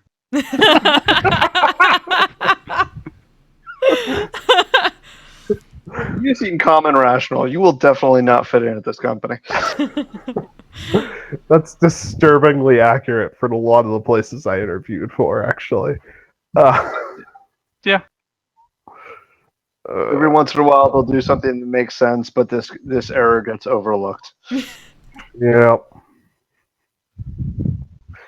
Yeah. Every once in a while, something makes Overlooked? sense.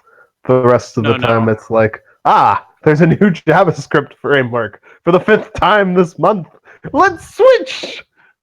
Gotta be new Fifth at hand, time but this no one month? will use us. Must be the first of the month. But I was Well, gonna say I that know what no. I said. When things make sense, it doesn't get overlooked. It gets noticed. How else are you gonna stamp that out?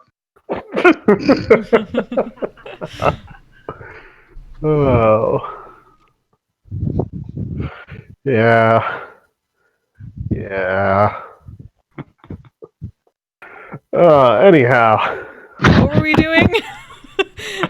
before I got real salty about the software, So much. It was great. Where's my salt emoji? God. There it is. The sad part is I'm not even the saltiest person I know. Anyhow, before I got real salty, Cristona was looking to try and attune to the new mushroom, basically, Yep. or let in the new mushroom. Yep. Cool. Read some of those One notes. second while I turn the lights on in my room. You also get the bioluminescent moss. And I'm back. Alright. So, make a nature check on your new neighborhood-friendly mushroom. Spider mushroom? Spider mushroom.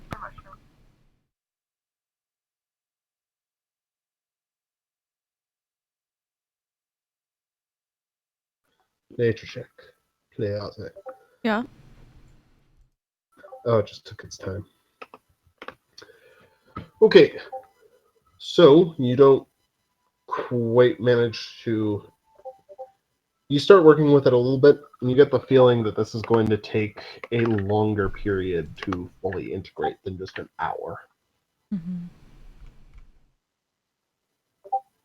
Yeah.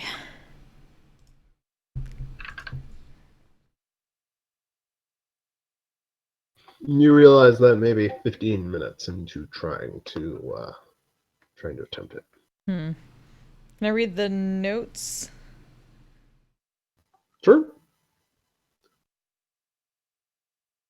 Reading the research to see if that makes it any easier in going forward. So this is called. So this is something called the.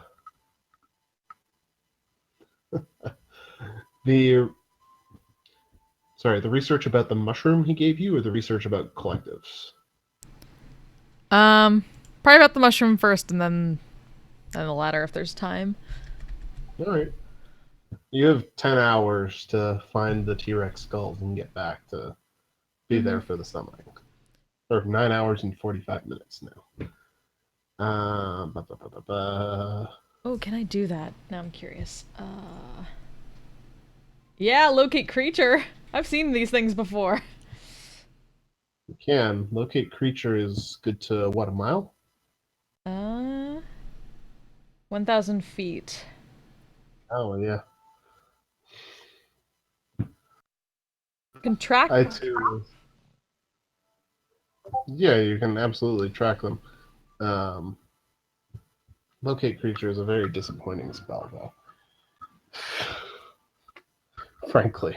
I remember being very disappointed when I took it on my secret police bark.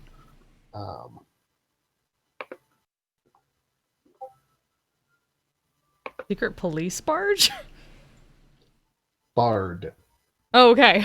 Story for another Like, time. what is a secret police barge? Story It's for another time. that is very Night Vale.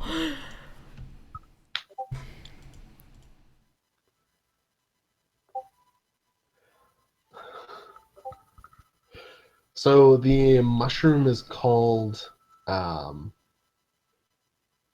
His notes refer to it as the full name. The full name he's given to it is "On the Sound of Her Wings." He refers to it as just wings multiple times in it, or he refers to it as just wings every time after he introduces it, like a sensible person who doesn't want to write that full name.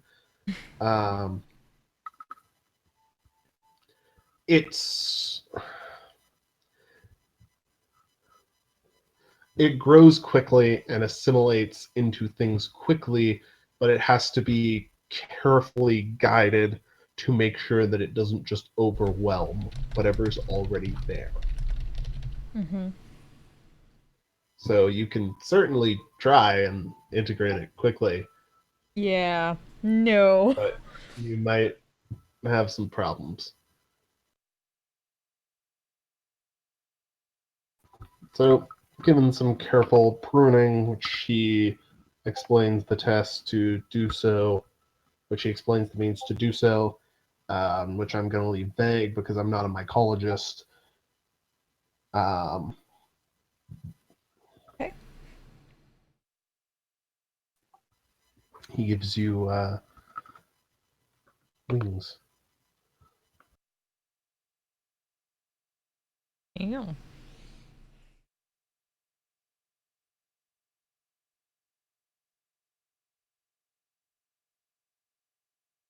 So you have nine and a half hours, let's say. Okay.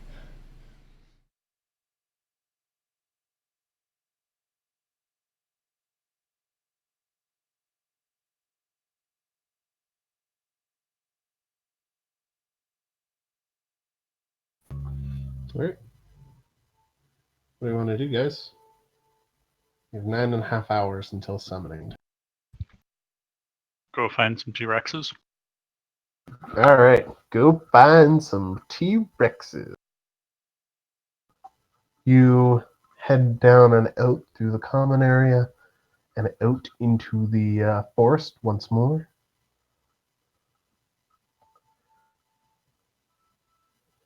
I would like for you, I want a marching order for you guys as you head into the forest, and I would like you all to please make survival checks. I'll probably be in front, leading with my face. I mean, I'll probably be towards the front actually tracking the shit. Ooh, that's not a good start on survival checks. I'll take rear. Ah! Yay! Firmly in the middle. And yeah, I'm not that kind of ranger. What kind of ranger and priest are you, man? Every time it comes up, you're like, I'm not that kind of The ranger. guy is like, I'm not that kind of He's preacher. the kind that shoots things. I'm the doctor, but not the kind that helps anybody.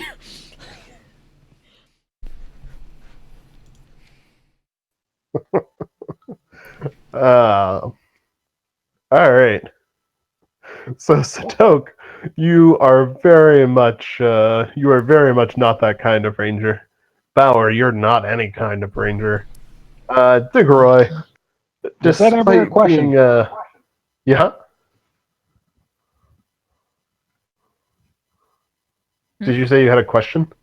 No, I said, was that ever a question? Oh, okay.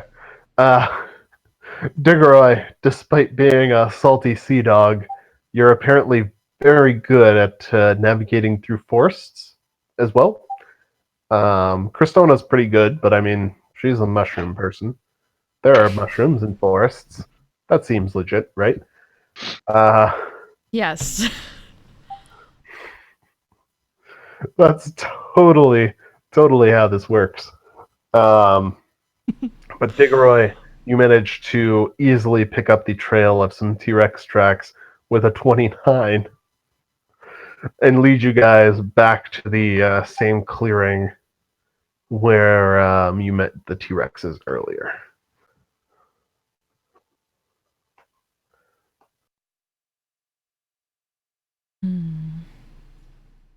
They are still there, prowling about.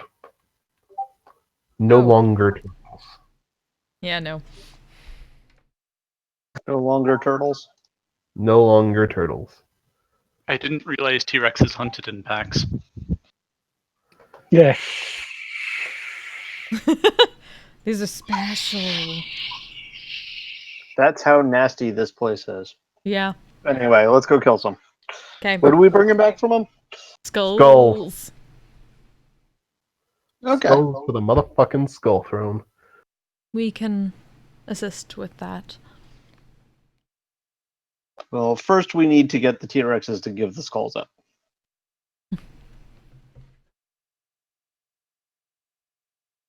Fair enough.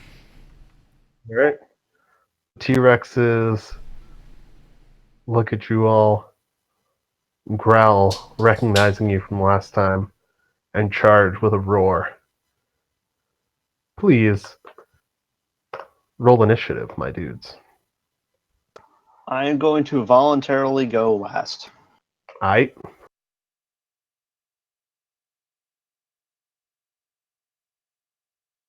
Wow. It's okay. You're still not last. Alrighty. So, the T-Rexes are across from you guys. They're beginning to charge towards you. Sadok, as is tradition, you're up first. Yep. I'll go for the one on the right. Alright. An 18 will hit. Wow, that is really sad on the ambusher. Rip. 2. 13 will just hit. 17 will hit. 24 will hit. Total that up for me. Just a second.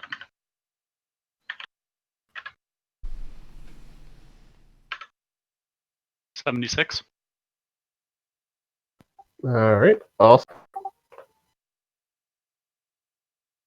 You put 4 bolts into the charging T-Rex. It is abruptly covered in blood and rearing back from the damage that you've just dealt to it. Looks like it's in a lot of pain. Cool. Is that your turn? That'll be it. Nope. Bauer.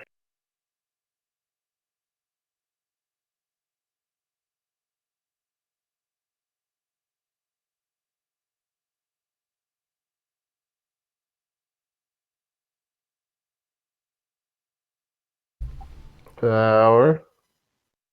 Yes, and I'm gonna try to push it down, even though I know this is probably unlikely. I'm just hoping the small arms hurt. It's not proficient in athletics. Apparently, Just neither very, am I. very strong. Aw. Yeah. Yeah, it's fine. Apparently, it doesn't matter. Apparently not. Alright, you hit him twice. You guys are level 10 now, right? Yes. Yes, that should be right. You hit Maybe. him twice with Saug Fahig. Get 2 nice hits on him. Which reminds me, did you assimilate? I assumed I did. Okay. Do me a favor and just say it out loud next time, or message me or something. Okay. I assumed that I assimilated Mage Crusher. Okay. Cool. Totally fine. Just let me know. So Sarfaheg is glowing a little bit more than it normally does, and it starts to crackle like Mage Cracker did.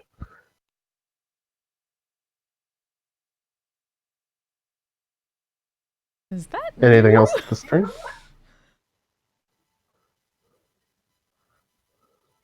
He has a fun new sword. And of course, I will dump the 2 hits into the damage. Of course. All right. Is that your turn? Yep. Alrighty. Well.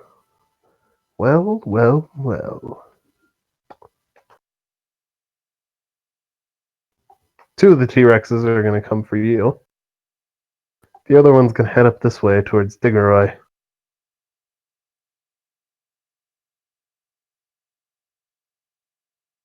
Does a 24 hit you, Bauer? Yes.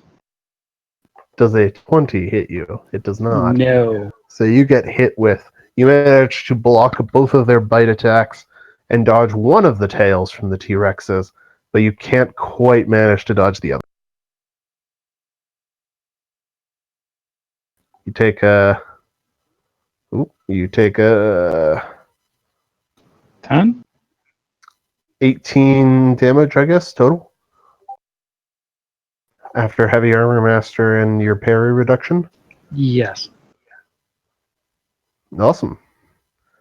Alrighty.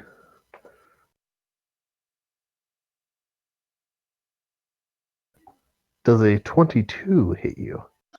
Aren't T-Rexes unable to attack the same target twice? You are correct. They can. It's going to reposition a little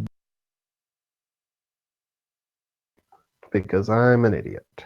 And it has the speed to do it. So 15 misses Diggeroy. Hey, Cristona, Yep. does a 22 hit you? Yep. Cool. Wow. It rolls much. This one rolls much lower than the one against Bauer did.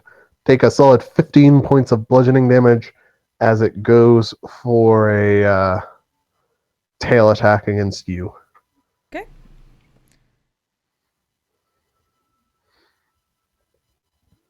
All right. It is your turn, though. Yep. And now, like a good Gish druid, I have to waste my turn doing Symbiotic Entity and Shillelagh, and that's my turn. All right. You symbiotic entity. You Shillelagh. That is your turn. Niggeroy! You're a bard. On the one adjacent to me? Yeah. All right. It needs to make a wisdom save.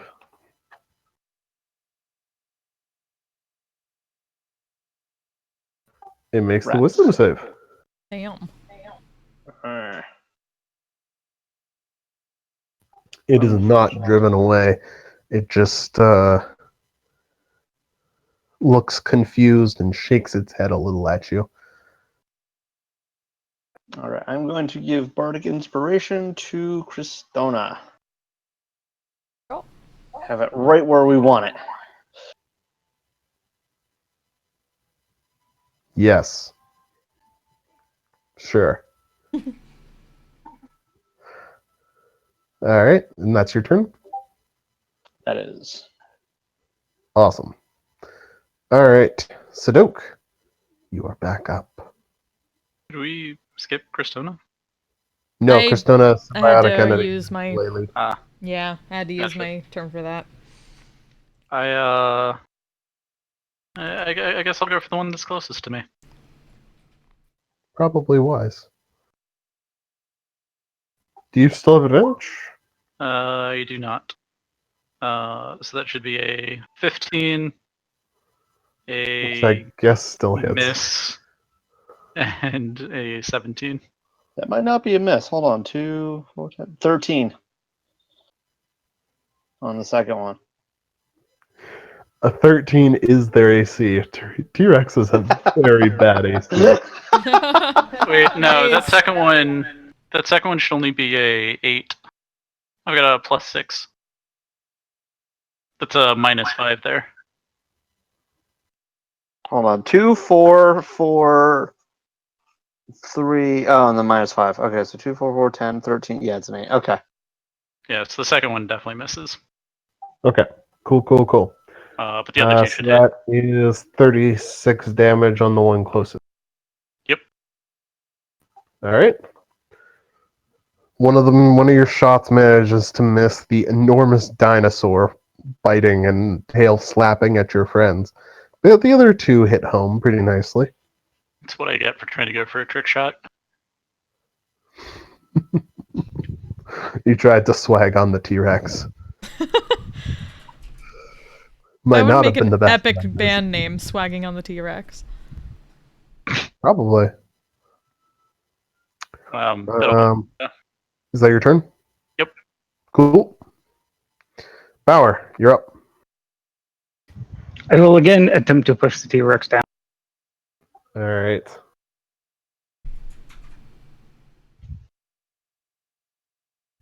It actually can't beat that. So its tiny arms actually do hurt at this rate. Yes, it only has a +7 to athletics. It cannot beat your 28. Which one are you going for? I'm assuming the one to the south, which is the one that I attacked last round. Yes. It's the one you attacked last round, and it's the one Sadok opened up with on Sharpshooter the first round. Both of those will hit. It needs to make a... it fails the wisdom save, so it's frightened of you. That is 20, 30, 32 damage with Mage Crasher? Or with the Mage Crasher proc charges? Yes. All right. So it's looking real bad. It's on the ground, knocked prone, and afraid of you. But it is still breathing, just barely. We'll fix that soon enough. A plus. All right. So the one that's not afraid of you is going to bite at you, and he'll miss. Then he's going to move up here, and he'll provoke an attack of opportunity if you want to take it. Okay, that will definitely. He'll take that 12 +1 for me. Oh, you can do that? Not on your turn? Damn. I didn't realize that. Thought so. Yeah, it's just when you hit a creature with a weapon. It's also frightened of you.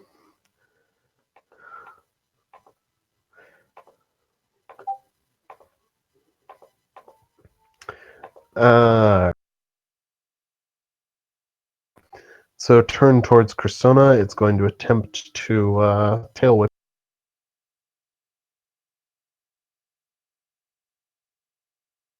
Does a 21 hit you, Cressona?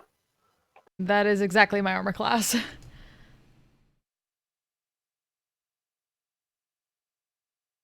All right, you take 20 damage as it slaps you with a tail. You sure did try, Bauer, and you did. Yep. This one's going to stand up, move around to the side of you, and try and bite you, Bauer. Does a 26 hit your AC? Just a little bit. Can't attack the same target twice. Yep.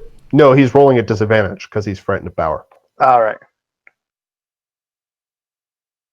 So he hits you for a solid 41 damage Damn. as he bites it. And you are grappled and in his mouth. Fuck.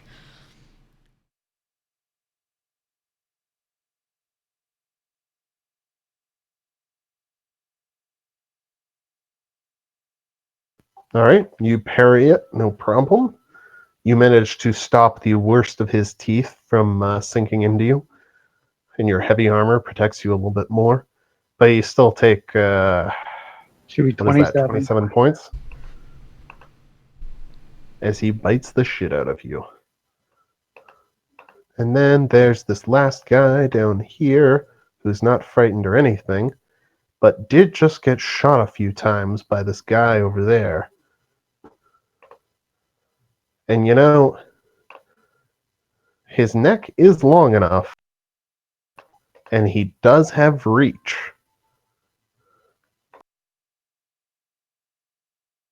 Hey, Sadok, does an 18 hit your AC? It does. Okay, he's gonna.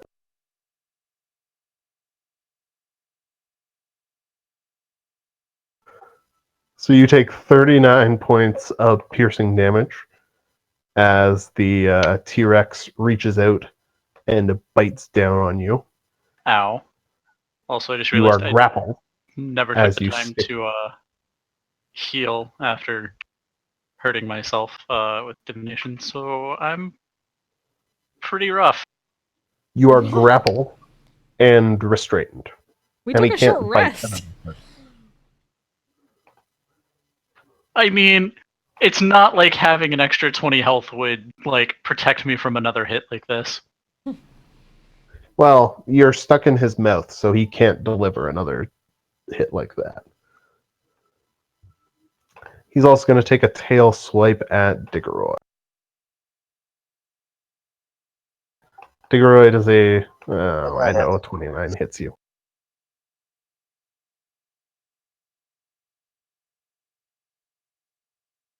Alright, Diggeroy hits you for 20 damage as he slaps you with the tail.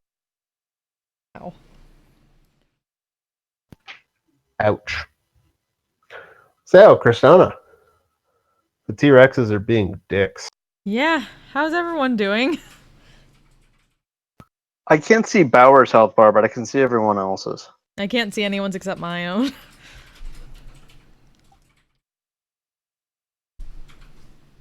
But I'm assuming rough given the ouches. Actually, Diggeroy's okay. I'm under half. Diggeroy, I'm not okay, but I don't think a heal is gonna help at this point. It wasn't the heal as much as, should I just try to slug these guys? And try to deal with this one at a time.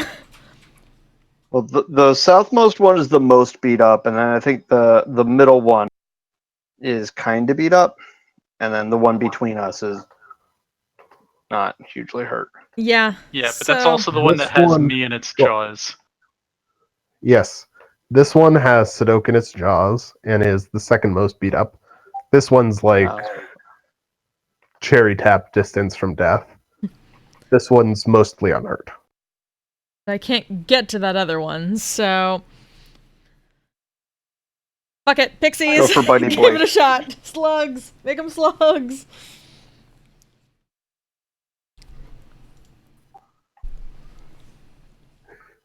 Man, you just symbiotic entity and everything. I know, right? They're making me do this instead of being cool.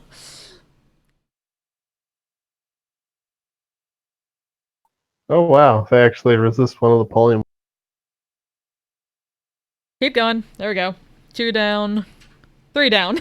3 down. Slugs! They actually did okay this time against resisting them. The T-Rexes are now slugs. Nobody is stuck in any of the T-Rex mouths, though those who were grappled by a T-Rex now have some slug goo on them. Gross. Wait, what?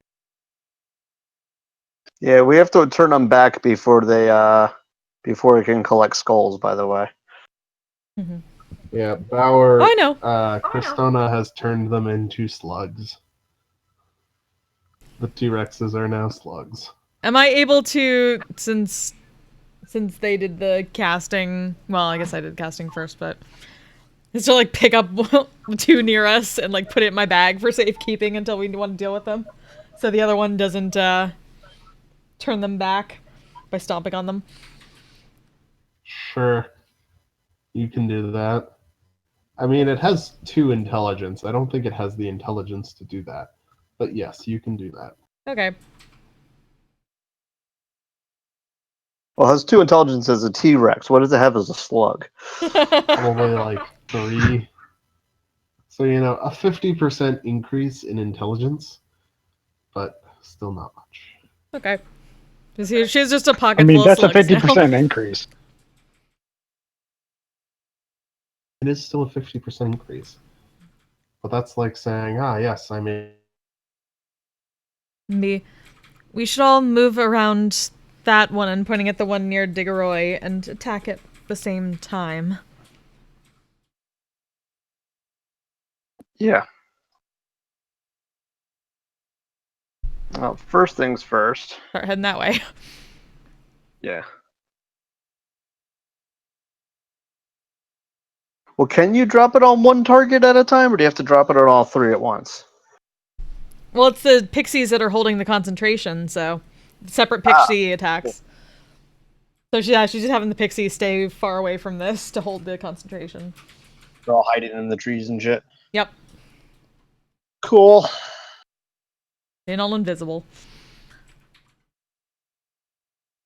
All right, I'm gonna do a spell because I can.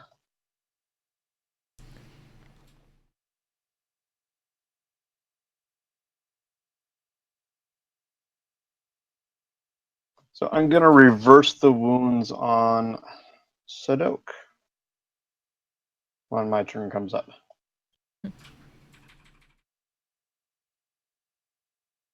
Oh, Kristen will also ask if she can essentially get around to do one more spell before we attack this thing. Because it'll be helpful.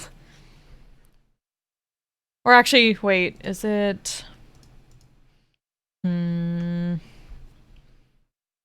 me make sure of something. Nope, never mind. Not gonna do that because I would drop the concentration on the pixies.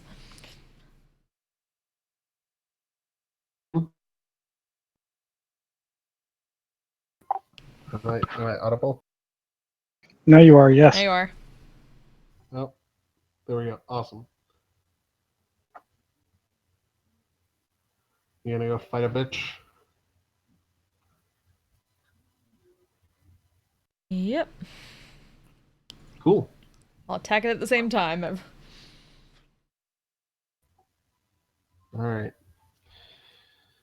The slugs wriggle futilely around in your sack as they try to get free. You all just want to stand around the last T-Rex and ready actions to fight Hold it? on. Yes. First, I'm gonna cast this on Sadok. Ah, yes. Nice. Wow. Chronomancy is not strictly balanced. It has effect on undead and constructs as well. Yeah, I just copied Cure Wounds, so Yeah. No, I had a feeling you were gonna remove that, but anyway. So I'll do that. There's no positive energy channeling mumbo jumbo here. It's Yeah, no. science. Science! And I'm also gonna give Bardic Inspiration to Bauer, and that'll be this round. All right. Cool. Ready. So, the question kind of still stands. Are you just gonna ready actions to attack a T-Rex as soon as it stops being a slug? I'm also gonna give I a. think we'd all just attack the slug at this exact same time. Yeah, can't we encourage that? Like, not being a slug part? Yeah, by killing the slug. Right. Yeah. Yes, you can absolutely.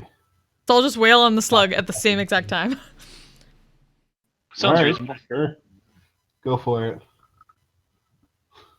Roll. Everybody roll an attack to hit the fucking slug. At least we're not throwing up in the slug this time. All right. I mean, it has 9 health left, so Fahig does not quite kill it, but anti-magic sharpshooter will. So T-Rex number 1 comes out from being a slug and immediately falls. Since we attacked at the same time, would I be able to use fungal infestation on this?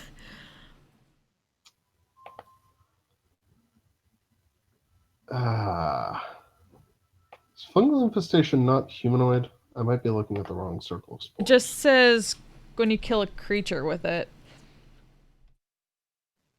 Sure. Sweet. Then it's gonna be an undead T-Rex. Nice. With mushrooms growing all out of it.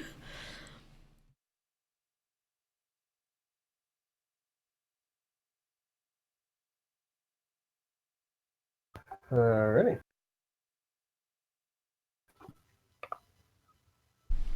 Then we'll take out one of the slugs from the pack and just show it off.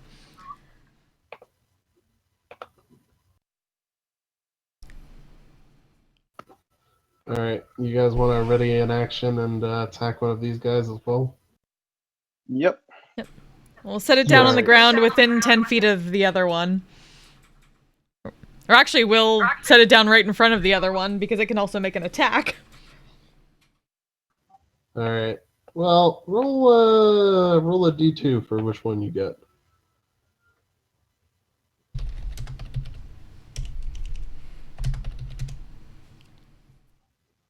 Cool. So, everybody make your attacks for Slug Boy.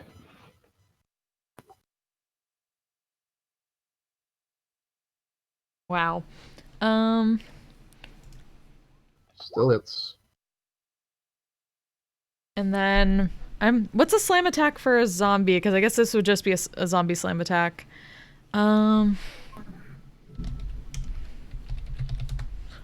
Because the 10 is just 17 happens hit, as an AoE. 14. Yep. 15, 14. 29, 39, 46, 58. Okay, so it's 66, plus 3. 76 damage. 120 plus 3. Oh, that would hit too, I guess, I think. 19. Yes. So that's It another... has a solid whole, So 13 total from the undead T-Rex. Alright, so this T-Rex, whose turn would these all have gone off on? I think Cristona was the one controlling when they come out. So Right. They all fire on Cristona's turn. Alright, so it's not quite dead. I'm gonna go ahead and say that Diggeroy, you're up. all right. I'll have my parrot distract it real quick and then do this again. Never mind. You have Oh wait, no, I advantage. get advantage. Therp.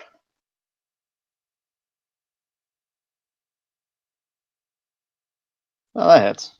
That's much better. Alright. 16 more damage.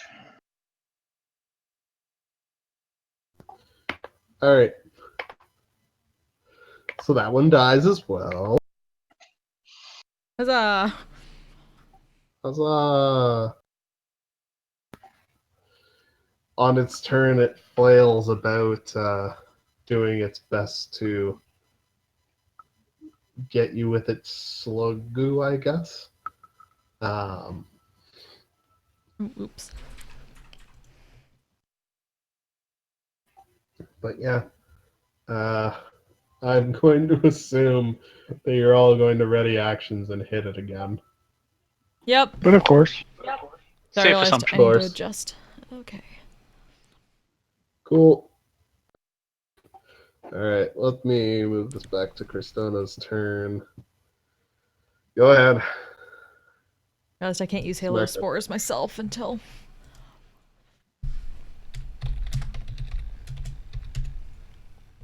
Are you not entertained?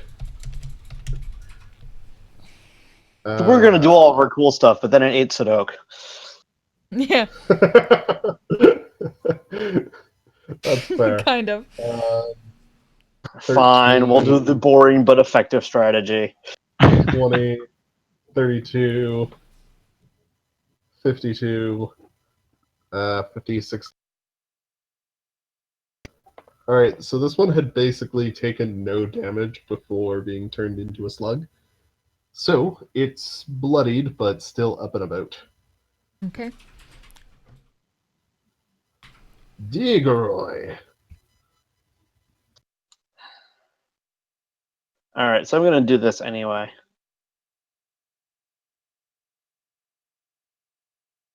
Teleport over there. Because I can. 16 will hit him.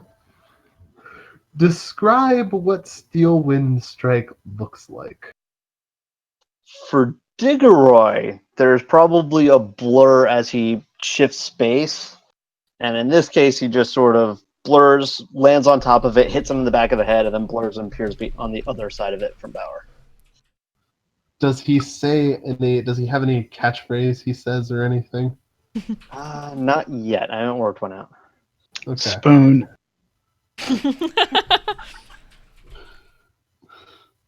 All right. Well, you definitely hit him. He looks pissed and mad that you managed to smack him in the back of the head like that. And he turns towards you, looming over as a giant T-Rex. They're good at looming. Sadok. While he's looming over Digoroy, a 9 will not hit, a 24 and a 23 will, however. How do you want to do this? Yay.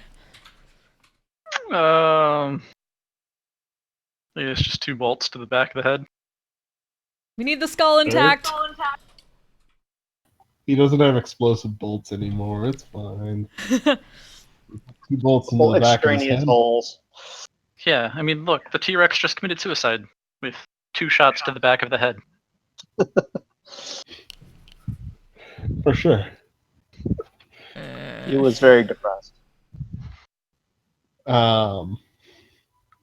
It topples over,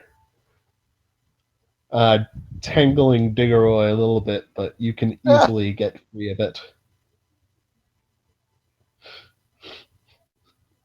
You manage to slide your way out from under the T-Rex corpse as the third one dies.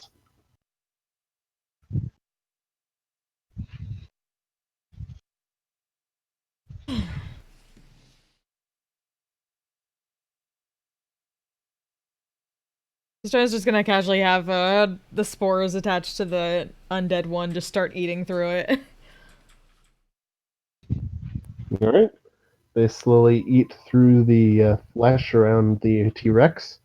One by one, the bones of it begin falling out of it or crumpling as the flesh that once supported them is no longer there. I'm gonna try to move over using some more of them to the others steadily. Get those skulls.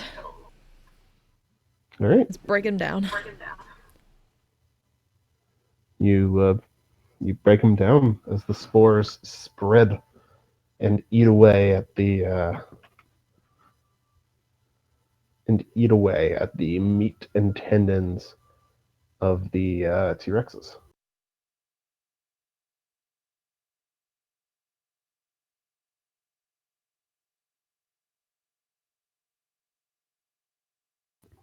So you now have 3 T-Rex skeletons, guys.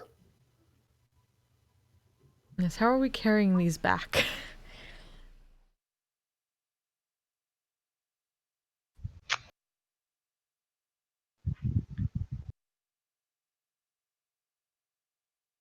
Actually, let me... thing. Levitate is one object. I mean, you still got the pixies. Can they do anything? Yeah, I'm trying to remember what the pixies can do with the... If you can tie them together, they can't weigh more than 500 pounds, and then they might count as one object, and we can levitate them back. Sounds reasonable. What can they do? Yeah, like pixies can cast fly, but can't cast fly with skulls. Flies on creatures only. That was Yeah. the first one.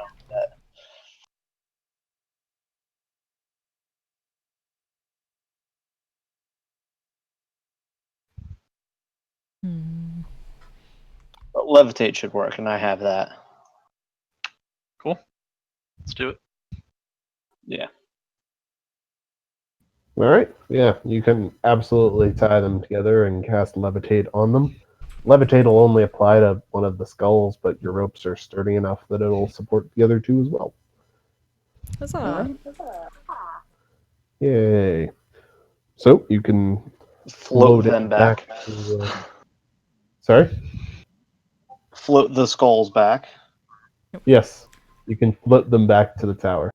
Well, thank the pixies and dismiss them. All right. So, given the equality of your survival check going out, you have plenty of time. You make it back with about 8.5 hours until the summoning. That's good, because I think we should all take a long rest. Good idea. Yes. You did all almost get eaten by T-Rexes. A long rest might be for the best. Mm-hmm. And next time, try not to get it. So, there is a small dorm room set aside for you guys on the first floor.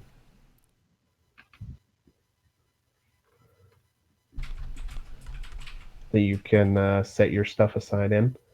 There's beds for each of you, a small desk for each of you, some shelves to store your stuff on.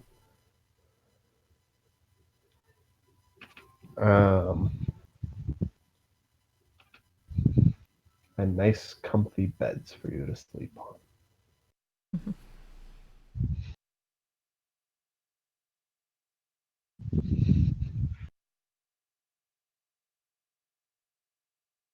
Who wants to take a nice, long rest? I will. Yep. Sit out.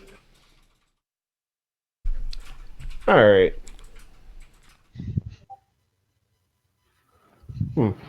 One sec.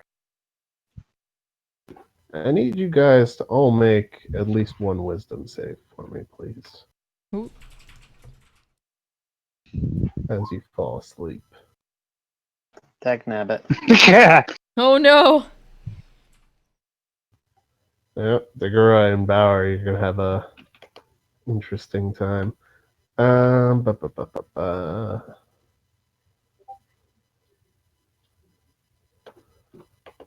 Hmm.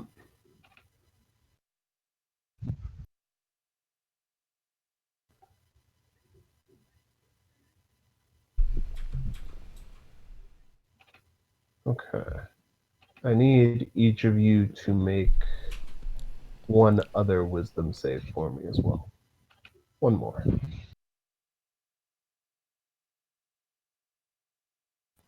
Damn. Citadel. Apparently you are that kind of priest. Yes. Or that kind of gloomstalker. Whatever. Alright. So I guess only Diggeroy. Okay. This is a funny spell. Oh boy. That's kind of weird.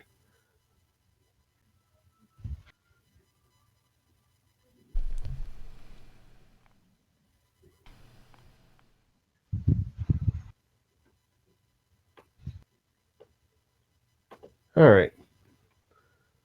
So, you all go to sleep. You all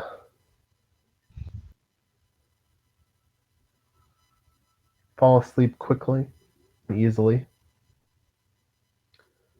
And you all find yourselves in the same dream. You're in one of the workshops on the fourth floor of the tower, standing in front of a desk. But sitting behind the desk isn't any of the professors that you saw, or any of the little slip there. Isn't any of the tower members that you met today. There's a skeletal man sitting behind the desk, in the most literal definition of skeletal.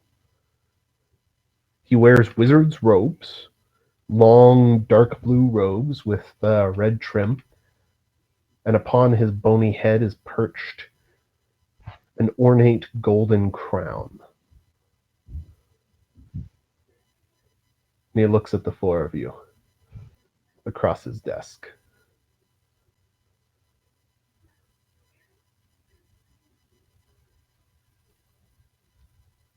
Well, none of you seem very impressed. Who are you?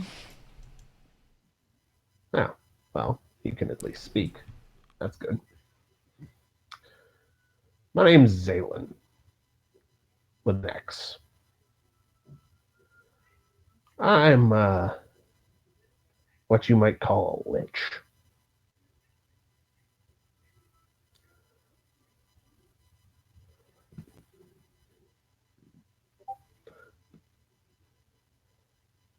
Now, I keep a close eye on the tower bottom. Lots of people doing stupid things here. Catastrophically stupid things, in some case.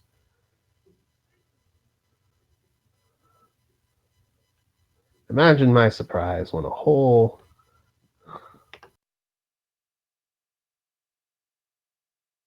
with an X, man, come on. He said with an X. It's cooler.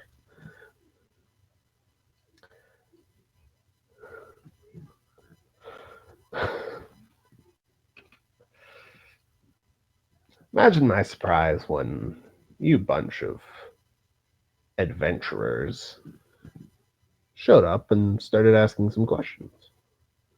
I just started keeping an eye on you all as well. So I figured I'd drop in, introduce myself, let you know the rules.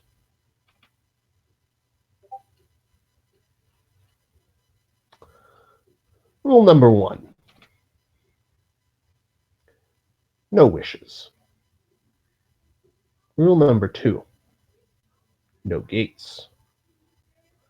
Rule number 3. Don't do anything stupid. Could you define stupid? Yeah, you're gonna have to clarify that one. Also, Don't this do is totally the anything one that they're afraid of, right? Yes. Don't do anything to break the world. You're all. Go on. You've all Could you got magic. define break You've the all got world? magic of some kind or another. That kind of power can do a lot of damage. Does keeping the world from breaking count? Look, I know what you're trying to do. I was there for the last time this happened. Just follow the rules. No wishes, no gates. Be very, very careful about that top level of spells.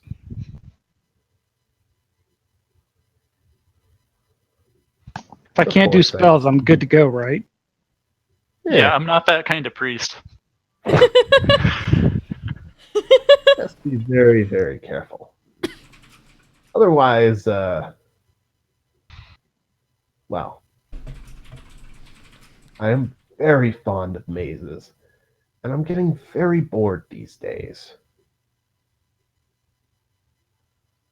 So if you do something too stupid, you and I will have a very much more face-to-face meeting. Wait, does he have a face? course, I don't even have a face. Yo! Skull joke!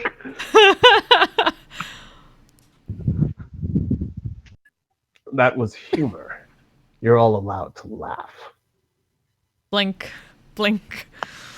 No wishes, but humor's okay. Got it. Yes. Maybe you need to get a better writer. Oof. Oh, That one hits shade. me where it hurts. Dolivar throwing shade. All the salt. Nah. I just want to make sure that you all know the rules. That's all.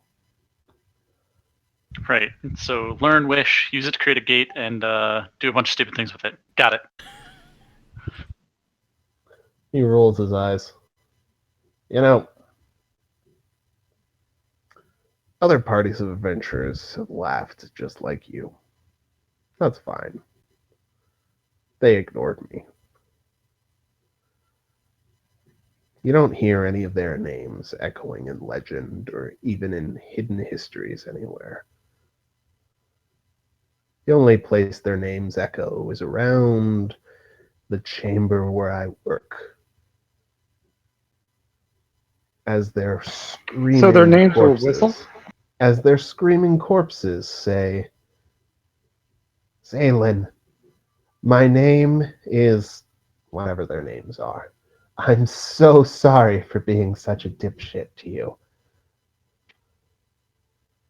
Because that is where they spend their eternity. Leans over to Sudoku. Well, you don't What have is to a worry about that dipshit? with us. We'd never apologize. Sudoku I has take better that as- writers. I take that as a personal challenge. He gives a skeletal grin at you. Anyhow, just for a little demonstration of what I can do to you even without being on the same continent as you. He waves his hand. The dream dismisses. Those of you who rolled, well, Digroy and Bauer.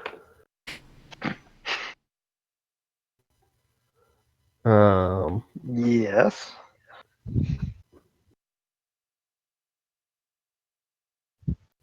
Take that much psychic damage as you wake. I Oh, refuse. I refuse your refusal.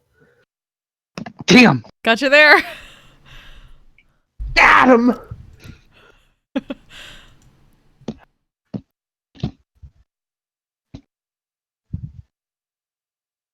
The double refusal. I didn't expect it.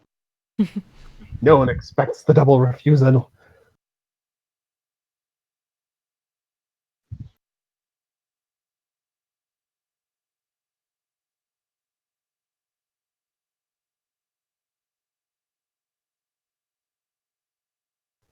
Alright.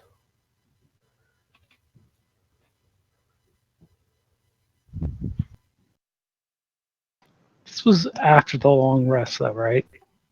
This is at the end of the long rest.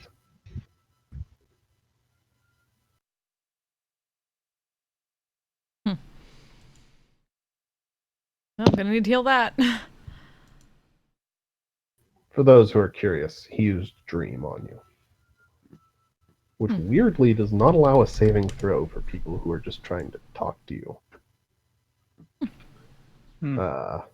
Didn't know of this. So I guess maybe I can roll like insight on this or something. Would Zaylin consider releasing Ramus to be doing something stupid? probably would. Hmm.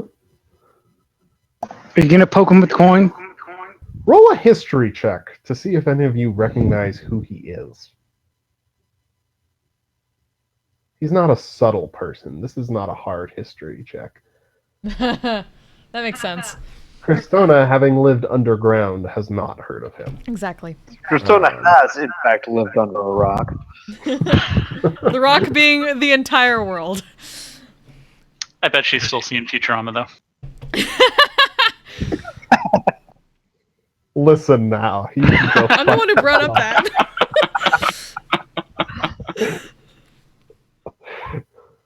Yeah. Okay. All of you have heard horror stories of, except for Christona, have heard horror stories of Zalen. Power, you've heard the most, and you know that they're almost all true. He is 2,000 odd years old. He's an ancient lich that lives on another continent, and is most notable for being extremely fucking bored. To that end, his second most notable trait is that he likes to abduct adventurers and random people, and basically whoever he pleases from around Yualia, and force them to run through increasingly convoluted death traps and mazes Oh, for that his guy. own amusement. Yeah, this guy.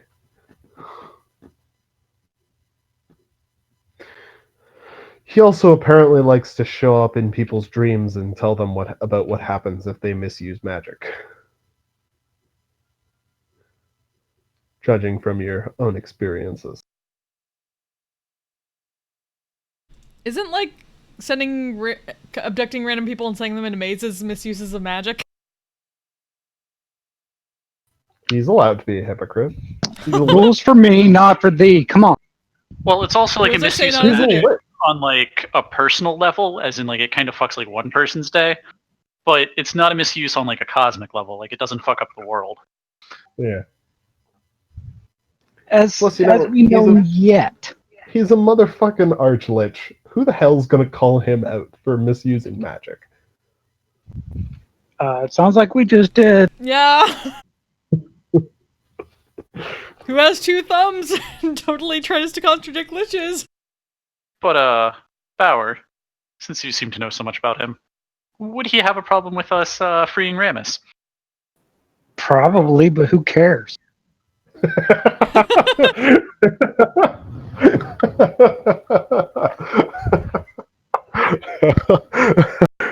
Well, Oh, You know how God. this party is ending? that kind of sucks. I was kind of hoping we could talk to him about freeing Ramus instead of Avia. Oh, He seems you've like met him. You slightly can less try of a and dick. cast. You've met him. You can try and cast sending to him. Well, I can't. I'm not that kind of a cleric. Man, what use are you? You've met him enough for the purposes of sending. You could try and send a message to him.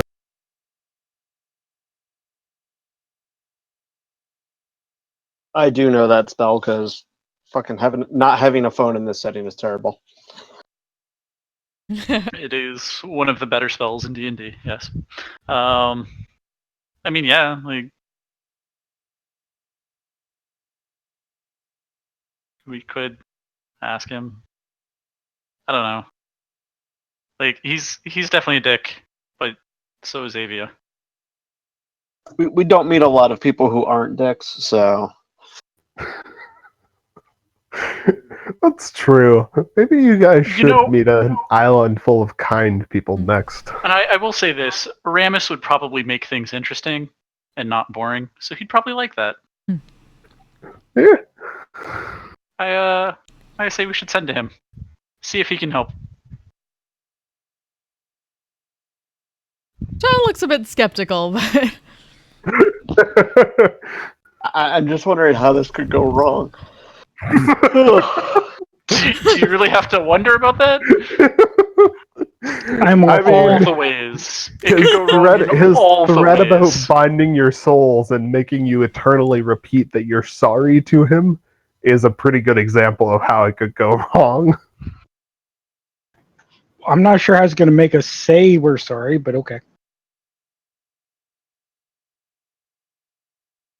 I'm sure Alright. he has his little ways. Yes. And his big ones. Wishkias. Giggity?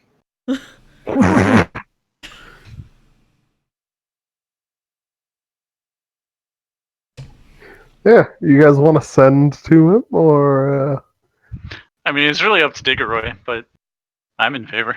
Just read the spell again real quick. It's a 25-word message and a 25-word response, right? Yeah.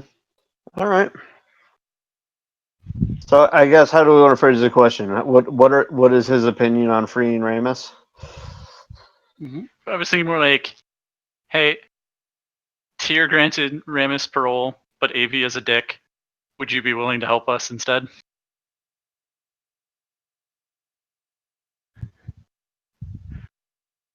Yeah, I'll send that. okay? Could you repeat that for me real quick?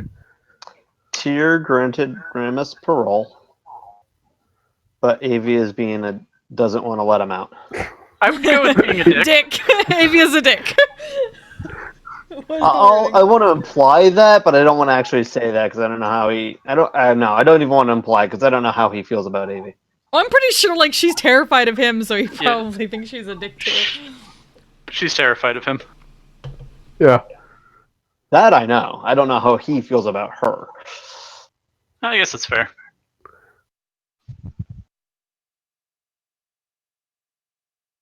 I guess you go with, but The Avia question is, thinks what do you think? But Avia thinks she's smarter than a god. Will you help? Instead. I don't even want to go as far as asking his help. I want to know what he thinks.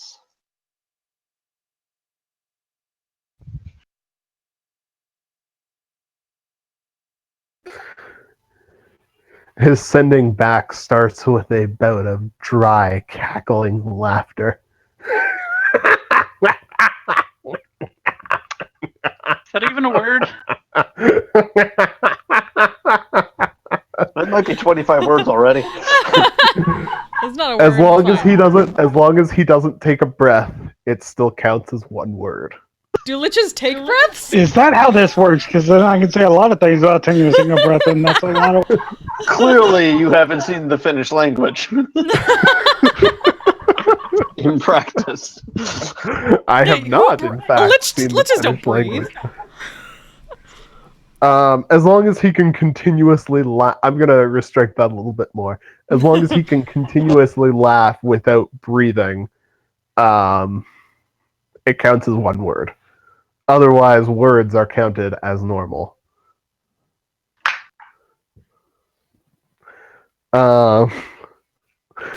Which reminds me of something very funny that I should share after this session. Oh boy.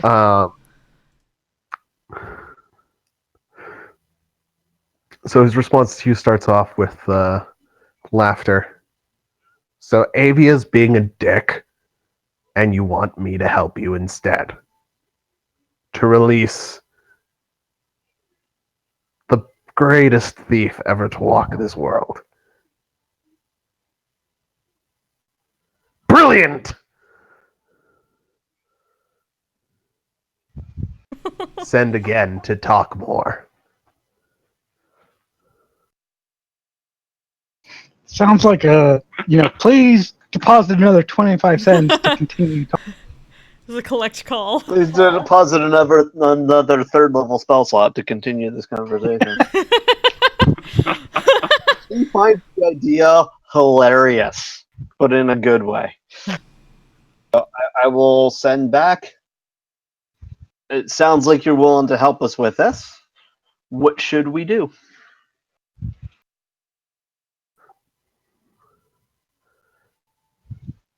Leave the island. I'll cast a spell for you. Don't resist it.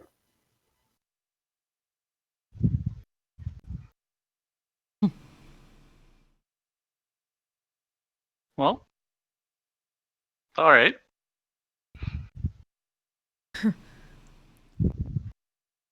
I would like to take care of this little devil thing first, but Yes. I'm cool with that. Was it good to use your spells before we fight a devil?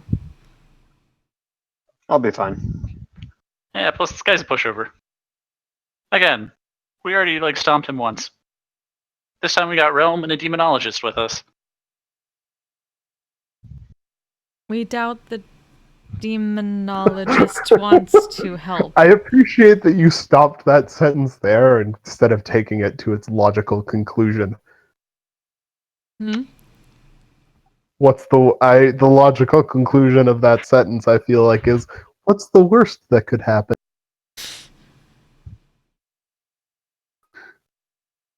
We're not total jinxes. Trying to invite bad luck here.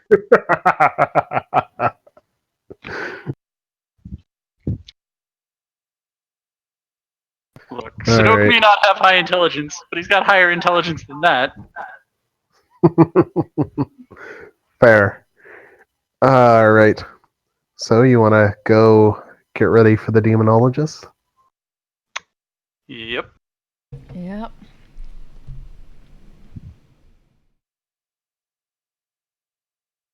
I mean, everybody else said yes, so yes. Oh. What the hell what's that noise you're making, Flint? That's the would planar binding help in this case? Only if he tries to run away, I think. Hmm. Which, I mean, potentially, yes. Hmm. Well, I'll prepare it. Just in case. You can certainly try. It's the only thing I have You were really that's it mentions being helpful with a fiend. For the record, Nolan did give you a time limit for how long he expected a circle to be able to hold him. About 10 minutes. 10 minutes. And Rome said she needed about 1. Ah, Yeah. that's true. Planar binding is an hour, though. Yep. Yeah, so I say we just start with the circle, and if Rome needs more time, we throw the planar binding on it. Try. But I have faith in Rome. Aw. All faith in Realm. She almost pulled a professor's soul out of his body. Right. She did. That's pull why a I have faith that she can do it to a devil. She didn't Not all of it. almost pull a Well, not professor's all soul of out it. his body. That's what you think. Steal his entire soul. That would have been evil. And evil is bad. Thanks, Howl. What kind of person casually pulls out someone else's soul in order to make a point? Yeah. That's just education. Regardless, I think we're gonna end this session there with you guys preparing to go fight. Fair. Who is now definitely forever known as Chuckle Fucker. Chuckle fucker.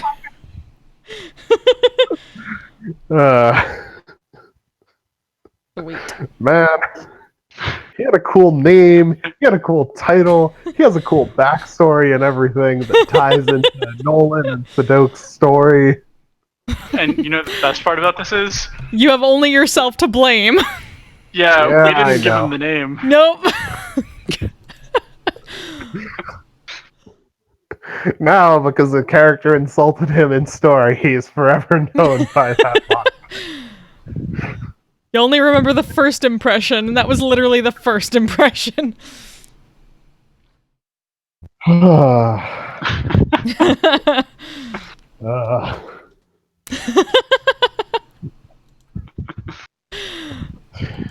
Well,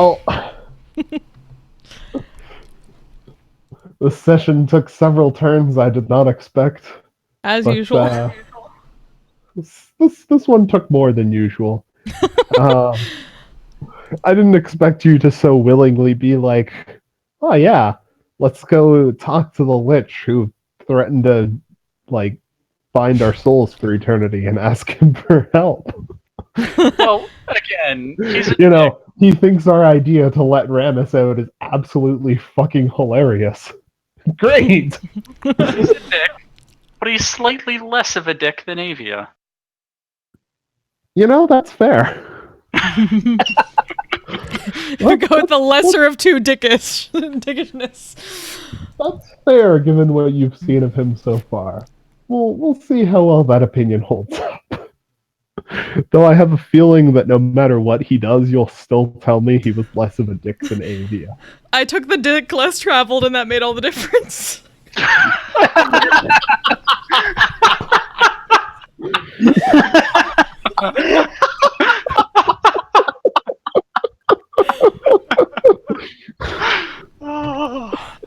Certainly, as the dick less traveled, it rotted away a century ago. See, he's less of a dick. He Only a doesn't even have century? one. You know, I mean, considering he said he was 2,000 years old, only rotting away a century ago is not bad. Yeah. He put a lot of effort into maintaining the one important fleshy part. Alas, it was not to be.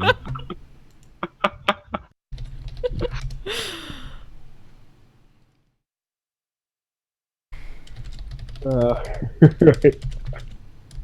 So, another session done. I hope you guys enjoyed it. Questions, comments, concerns, critiques, nominations? Oh yeah, I think I had it last. I guess we'll go with Cristona for the mushrooms and the slugs. And the dick less traveled. Yeah, that's Travel. that was an impressive bit of wit. Thank you. Yeah. I All right. caffeine. It's always caffeine. Oh. I feel like that's another quote that should get pinned to the Discord channel. I took the dick. Less traveled, and that made all the and that difference. has made all the difference. Somebody posted, I'll pin it. I feel like that also needs to go into one of the like out of context D&D quotes. I might have put it on my Twitter.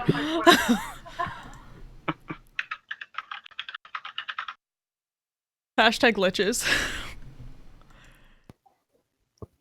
That doesn't help explain the context. Exactly! That's the point. That's why it's an out of context. Why is that in Yeah. the downtime activities? Because your new downtime activity, every chance you get, is taking the dick less.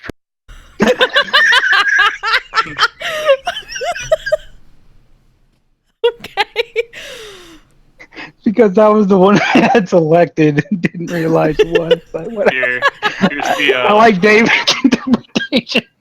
here's the full quote in table talk for you. Thank you. I'm making that a clip on my Twitch. Or I do not very often get to make clips.